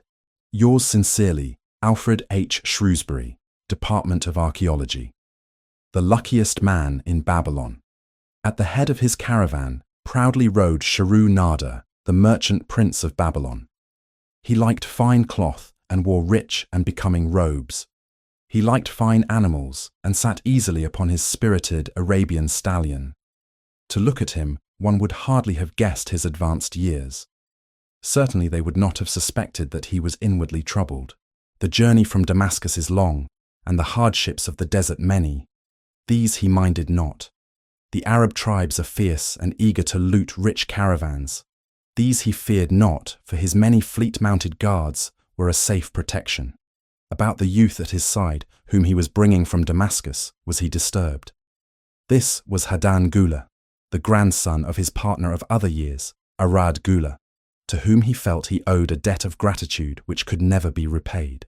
He would like to do something for this grandson, but the more he considered this, the more difficult it seemed because of the youth himself. Eyeing the young man's rings and earrings, he thought to himself, he thinks jewels are for men. Still he has his grandfather's strong face, but his grandfather wore no such gaudy robes. Yet I sought him to come, hoping I might help him get a start for himself and get away from the wreck his father has made of their inheritance. Hadan Gula broke in upon his thoughts. Why dost thou work so hard, riding always with thy caravan upon its long journeys?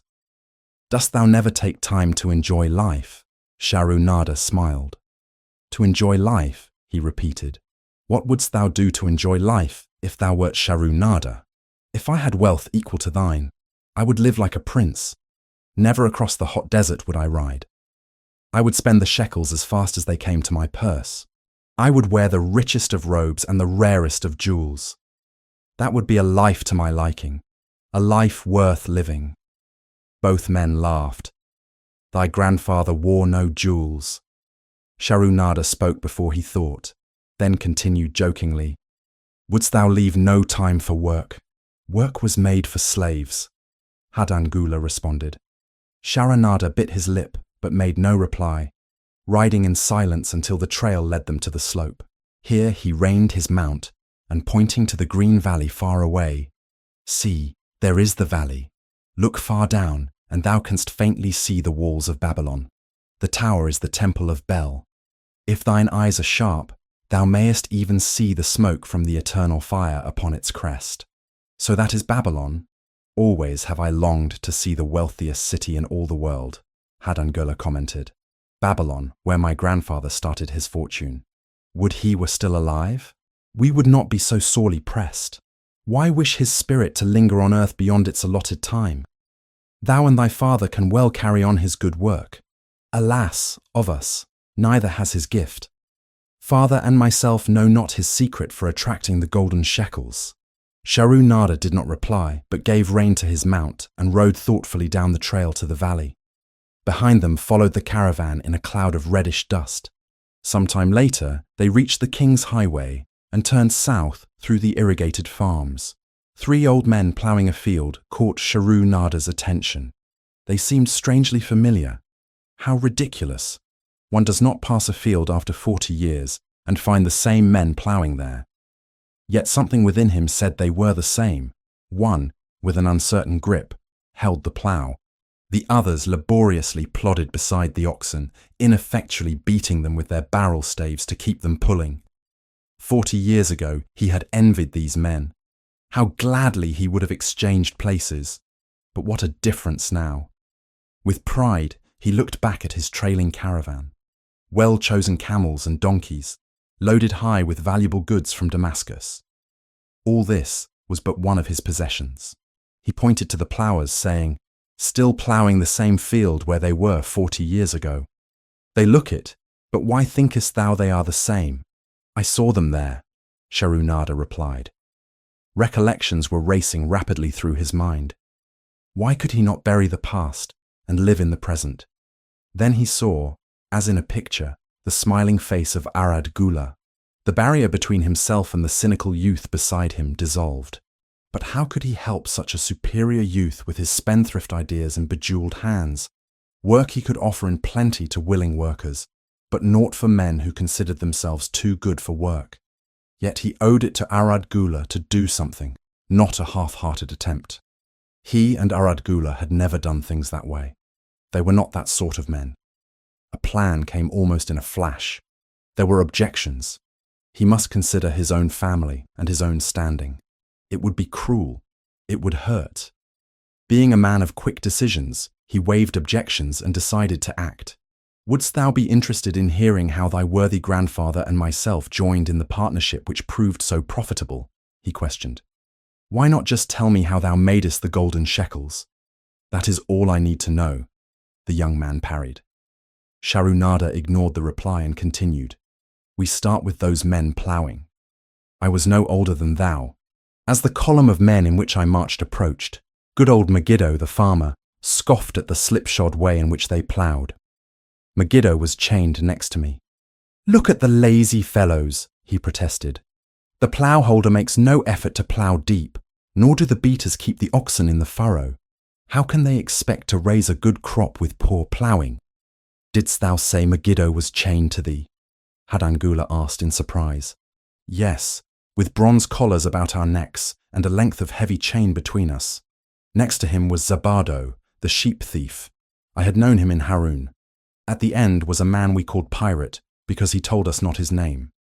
We judged him as a sailor, as he had entwined serpents tattooed upon his chest in sailor fashion. The column was made up thus so the men could walk in fours." "Thou wert chained as a slave?" Hadangula asked incredulously. "Did not thy grandfather tell thee I was once a slave? He often spoke of thee, but never hinted of this. He was a man thou couldst trust with innermost secrets. Thou, too, are a man I may trust. Am I not right?" Sharunada looked him squarely in the eye. "Thou mayest rely upon my silence, but I am amazed. Tell me, how didst thou come to be a slave?" Sharunada shrugged his shoulders. "Any man may find himself a slave. It was a gaming house and barley beer that brought me disaster. I was the victim of my brother's indiscretions. In a brawl, he killed his friend. I was bonded to the widow by my fatia, desperate to keep my brother from being prosecuted under the law. When my father could not raise the silver to free me, she in anger sold me to the slave dealer." "What a shame and injustice," Hadangula protested. "But tell me, how didst thou regain freedom?" "We shall come to that, but not yet. Let us continue my tale. As we passed, the ploughers jeered at us. One did doff his ragged hat and bow low, calling out, 'Welcome to Babylon, guests of the king. He waits for thee on the city walls where the banquet is spread, mud bricks and onion soup.' With that they laughed uproariously. Pirate flew into a rage and cursed them roundly. 'What do those men mean by the king awaiting us on the walls?' I asked him. 'To the city walls ye march to carry bricks until the back breaks. Maybe they beat thee to death before it breaks. They won't beat me. Ill kill 'em.' Then Megiddo spoke up. 'It doesn't make sense to me to talk of masters beating willing, hard-working slaves to death.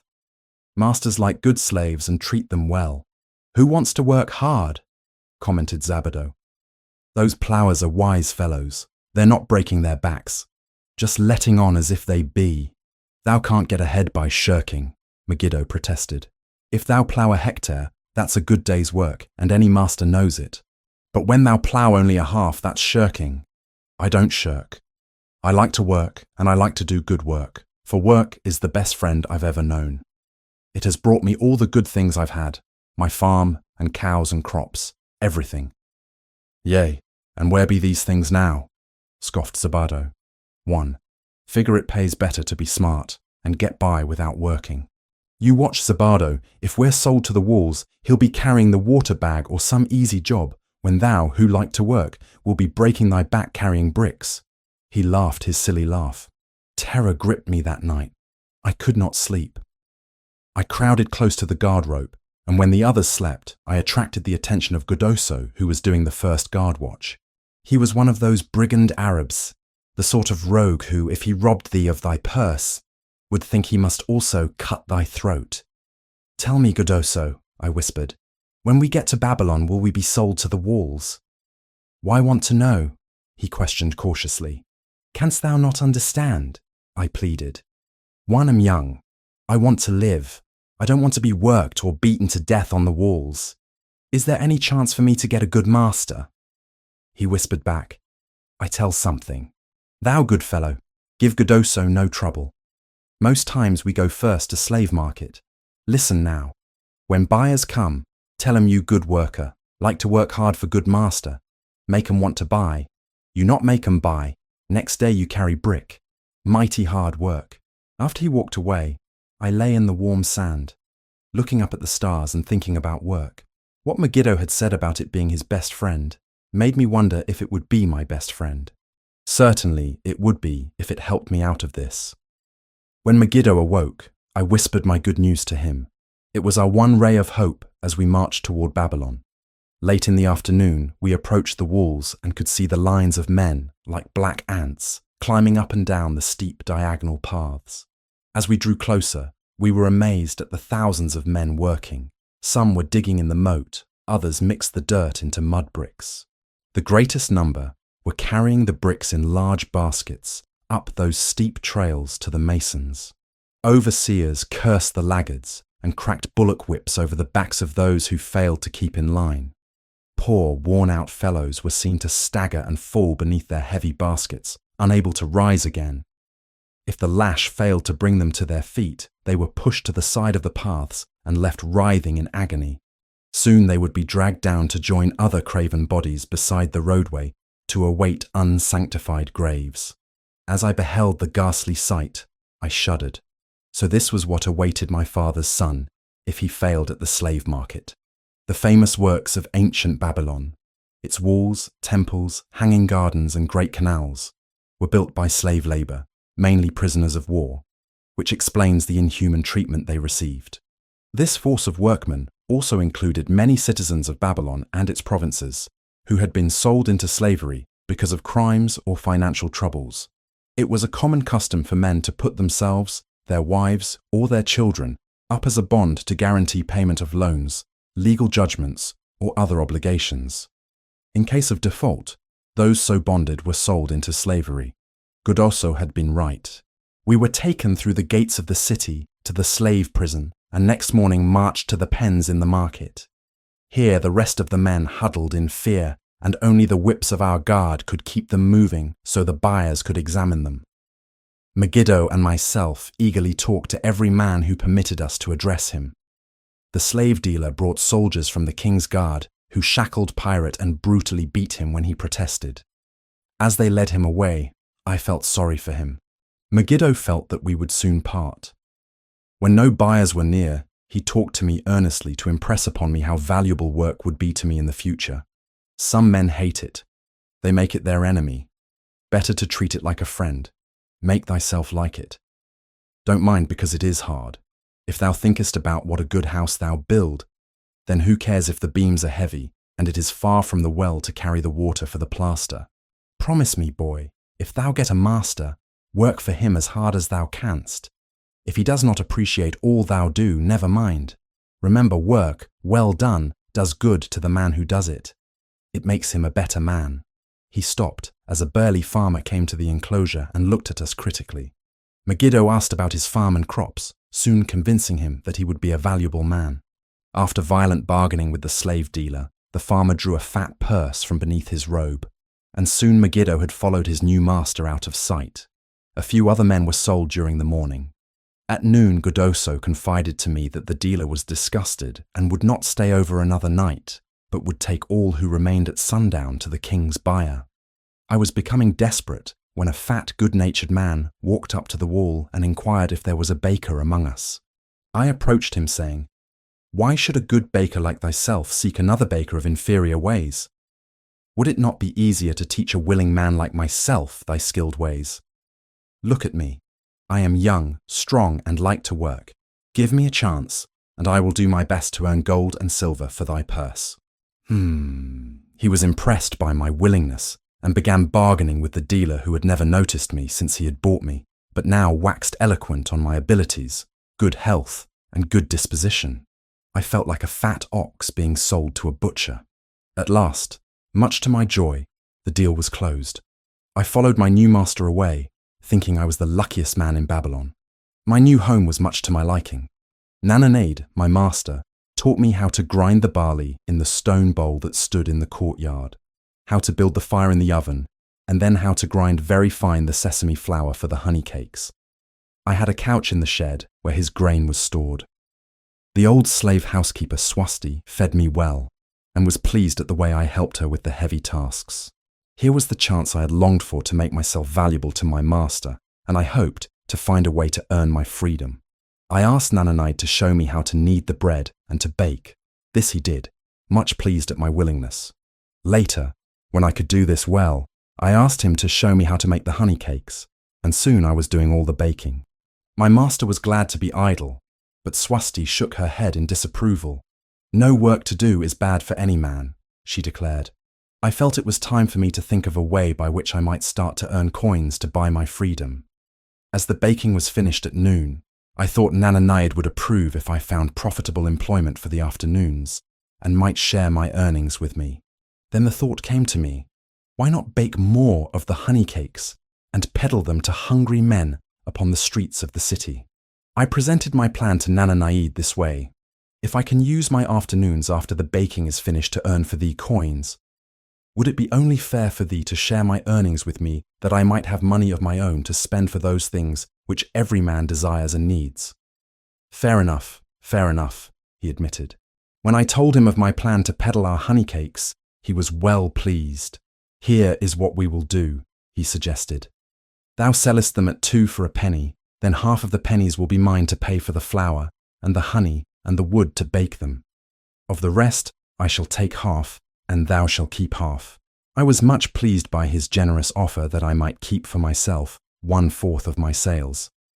That night I worked late to make a tray upon which to display them. Nananide gave me one of his worn robes that I might look well, and Swasti helped me patch it and wash it clean. The next day I baked an extra supply of honey cakes. They looked brown and tempting upon the tray as I went along the street, loudly calling my wares. At first no one seemed interested, and I became discouraged. I kept on, and later in the afternoon, as men became hungry, the cakes began to sell, and soon my tray was empty. Nananide was well pleased with my success and gladly paid me my share. I was delighted to own pennies. Megiddo had been right when he said a master appreciated good work from his slaves. That night, I was so excited over my success, I could hardly sleep, and tried to figure how much I could earn in a year and how many years would be required to buy my freedom. As I went forth with my tray of cakes every day, I soon found regular customers. One of these was none other than thy grandfather, Arad Gula. He was a rug merchant and sold to the housewives, going from one end of the city the other, accompanied by a donkey loaded high with rugs and a black slave to tend it. He would buy 2 cakes for himself and 2 for his slave, always tarrying to talk with me while they ate them. Thy grandfather said something to me one day that I shall always remember. I like thy cakes, boy, but better still, I like the fine enterprise with which thou offerest them. Such spirit can carry thee far on the road to success. But how canst thou understand Hadangula? What such words of encouragement could mean to a slave boy, lonesome in a great city, struggling with all he had in him to find a way out of his humiliation? As the months went by, I continued to add pennies to my purse. It began to have a comforting weight upon my belt. Work was proving to be my best friend. Just as Megiddo had said, I was happy, but Swasti was worried. Thy master, I fear to have him spend so much time at the gaming houses, she protested. I was overjoyed one day to meet my friend Megiddo upon the street. He was leading 3 donkeys loaded with vegetables to the market. 1 a.m. doing mighty well, he said. My master does appreciate my good work for now. I am a foreman. See, he does trust the marketing to me, and also he is sending for my family. Work is helping me to recover from my great trouble.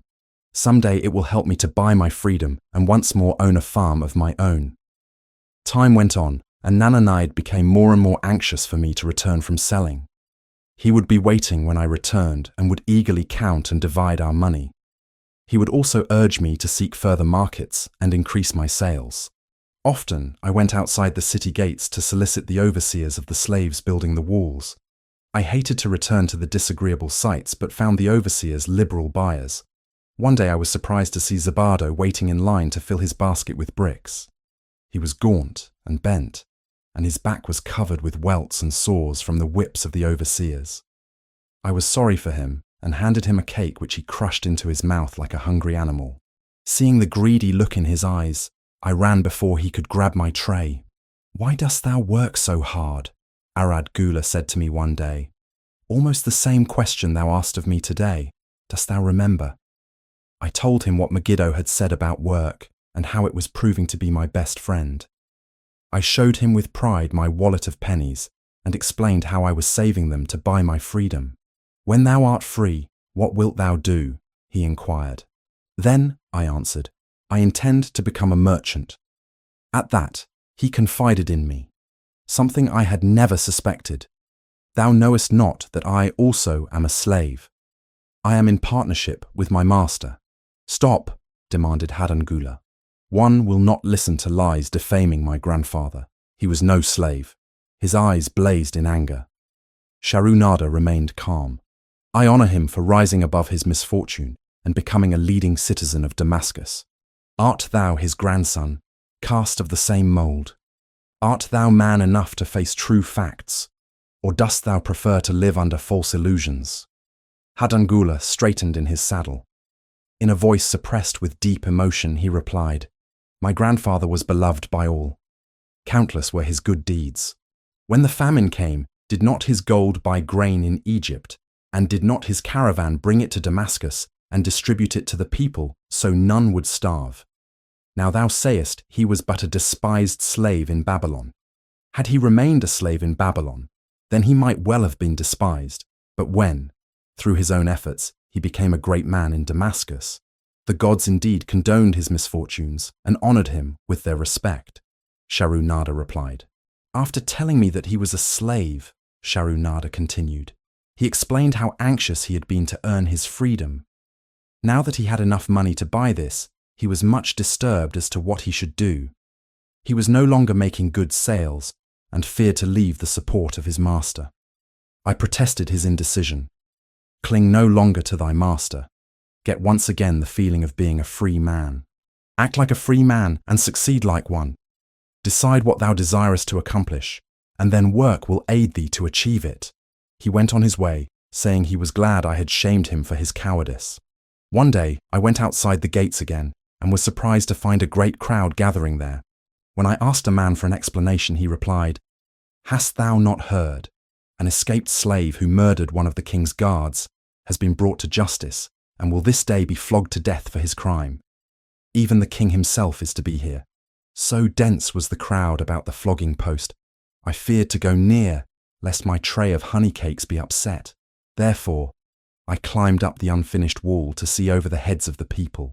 I was fortunate in having a view of Nebuchadnezzar himself as he rode by in his golden chariot. Never had I beheld such grandeur, such robes and hangings of gold cloth and velvet. I could not see the flogging, though I could hear the shrieks of the poor slave. I wondered how one so noble as our handsome king could endure to see such suffering. Yet when I saw he was laughing and joking with his nobles, I knew he was cruel, and understood why such inhuman tasks were demanded of the slaves building the walls.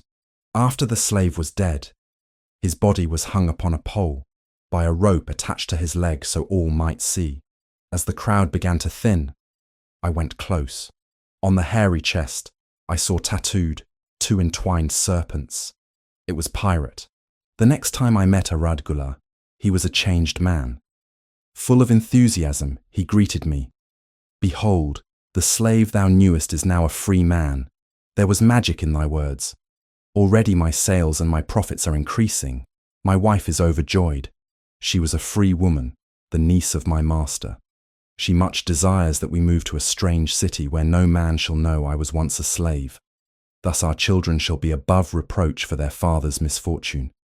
Work has become my best helper. It has enabled me to recapture my confidence and my skill to sell. I was overjoyed that I had been able, even in a small way, to repay him for the encouragement he had given me. Slave customs in ancient Babylon, though they may seem inconsistent to us, were strictly regulated by law. For example, a slave could own property of any kind, even other slaves upon which his master had no claim. Slaves intermarried freely with non-slaves. Children of free mothers were free. Most of the city merchants were slaves. Many of these were in partnership with their masters and wealthy in their own right. One evening, Swasti came to me in deep distress. "Thy master is in trouble. I fear for him. Some months ago he lost much at the gaming tables. He pays not the farmer for his grain, nor his honey. He pays not the moneylender. They are angry and threaten him. Why should we worry over his folly? We are not his keepers," I replied thoughtlessly.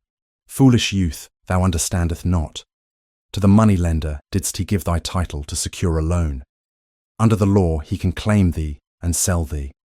I know not what to do. He is a good master. Why? Oh, why should such trouble come upon him? Not were Swasti's fears groundless. While I was doing the baking next morning, the moneylender returned with a man he called Sasi. This man looked me over and said I would do. The moneylender waited not for my master to return, but told Swasti to tell him he had taken me. With only the robe on my back and the purse of pennies hanging safely from my belt, I was hurried away from the unfinished baking. I was whirled away from my dearest hopes as the hurricane snatches the tree from the forest and casts it into the surging sea. Again, a gaming house and barley beer had caused me disaster. Sasi was a blunt, gruff man. As he led me across the city, I told him of the good work I had been doing for Nana Naid, and said I hoped to do good work for him. His reply offered no encouragement. 1. Like not this work, my master likes it not. The king has told him to send me to build a section of the Grand Canal. Master tells Sasi to buy more slaves, work hard, and finish quick. Bah! How can any man finish a big job quick?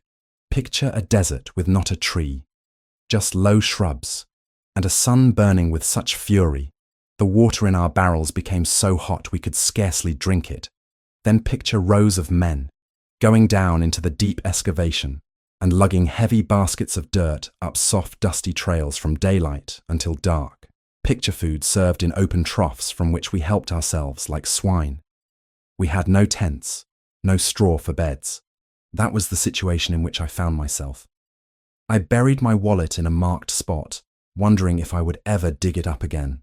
At first I worked with good will, but as the months dragged on, I felt my spirit breaking. Then the heat fever took hold of my weary body. I lost my appetite and could scarcely eat the mutton and vegetables. At night I would toss in unhappy wakefulness. In my misery, I wondered if Zabado had not the best plan, to shirk and keep his back from being broken in work. Then I recalled my last sight of him and knew his plan was not good. I thought of Pirate with his bitterness and wondered if it might be just as well to fight and kill. The memory of his bleeding body reminded me that his plan was also useless. Then I remembered my last sight of Megiddo. His hands were deeply calloused from hard work, but his heart was light, and there was happiness on his face. His was the best plan. Yet I was just as willing to work as Megiddo. He could not have worked harder than I. Why did not my work bring me happiness and success? Was it work that brought Megiddo happiness, or was happiness and success merely in the laps of the gods? Was I to work the rest of my life without gaining my desires, without happiness and success? All of these questions were jumbled in my mind, and I had not an answer. Indeed, I was sorely confused. Several days later, when it seemed that I was at the end of my endurance and my questions still unanswered, Sasi sent for me. A messenger had come from my master to take me back to Babylon. I dug up my precious wallet, wrapped myself in the tattered remnants of my robe, and was on my way. As we rode, the same thoughts of a hurricane whirling me hither and thither kept racing through my feverish brain. I seemed to be living the weird words of a chant from my native town of Harun. besetting a man like a whirlwind, driving him like a storm, whose course no one can foliate, whose destiny no one can foretell. Was I destined to be ever thus punished for I knew not what? What new miseries and disappointments awaited me? When we rode to the courtyard of my master's house, imagine my surprise when I saw Arad Gula awaiting me. He helped me down and hugged me like a long-lost brother. As we went our way, I would have followed him as a slave should follow his master. But he would not permit me. He put his arm about me, saying, "I hunted everywhere for thee." When I had almost given up hope, I did meet Swasti, who told me of the money-lender, who directed me to thy noble owner. A hard bargain he did drive and made me pay an outrageous price, but thou art worth it. Thy philosophy and thy enterprise have been my inspiration to this new success. Megiddo's philosophy, not mine, I interrupted. Megiddo's and thine. Thanks to thee both. We are going to Damascus, and I need thee for my partner. See, he exclaimed, in one moment thou wilt be a free man. So saying, he drew from beneath his robe the clay tablet carrying my title. This he raised above his head and hurled it to break in 100 pieces upon the cobble stones. With glee he stamped upon the fragments until they were but dust. Tears of gratitude filled my eyes. I knew I was the luckiest man in Babylon. Work, thou see, by this, in the time of my greatest distress, didst prove to be my best friend. My willingness to work enabled me to escape from being sold to join the slave gangs upon the walls. It also so impressed thy grandfather, he selected me for his partner. Then Haddan Gula questioned, was work my grandfather's secret key to the golden shekels? It was the only key he had when I first knew him, Sharu-Nada replied. Thy grandfather enjoyed working.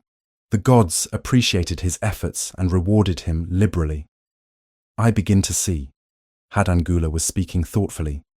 Work attracted his many friends, who admired his industry and the success it brought. Work brought him the honors he enjoyed so much in Damascus. Work brought him all those things I have approved. And I thought work was fit only for slaves. Life is rich with many pleasures for men to enjoy. Sharu-Nada commented. Each has its place. I am glad that work is not reserved for slaves. Were that the case, I would be deprived of my greatest pleasure. Many things do I enjoy, but nothing takes the place of work. Sharu-Nada and Haddan Gula rode in the shadows of the towering walls up to the massive bronze gates of Babylon.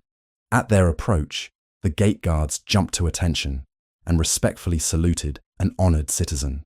With head held high, Sharu-Nada led the long caravan through the gates and up the streets of the city. I have always hoped to be a man like my grandfather, Haddan Gula confided to him. Never before did I realize just what kind of man he was. This thou hast shown me. Now that I understand, I do admire him all the more and feel more determined to be like him. I fear I can never repay thee for giving me the true key to his success. From this day forth, I shall use his key. I shall start humbly as he started, which befits my true station far better than jewels and fine robes. So saying, Haddan Gula pulled the jeweled baubles from his ears and the rings from his fingers. Then reining his horse, he dropped back and rode with deep respect behind the leader of the caravan.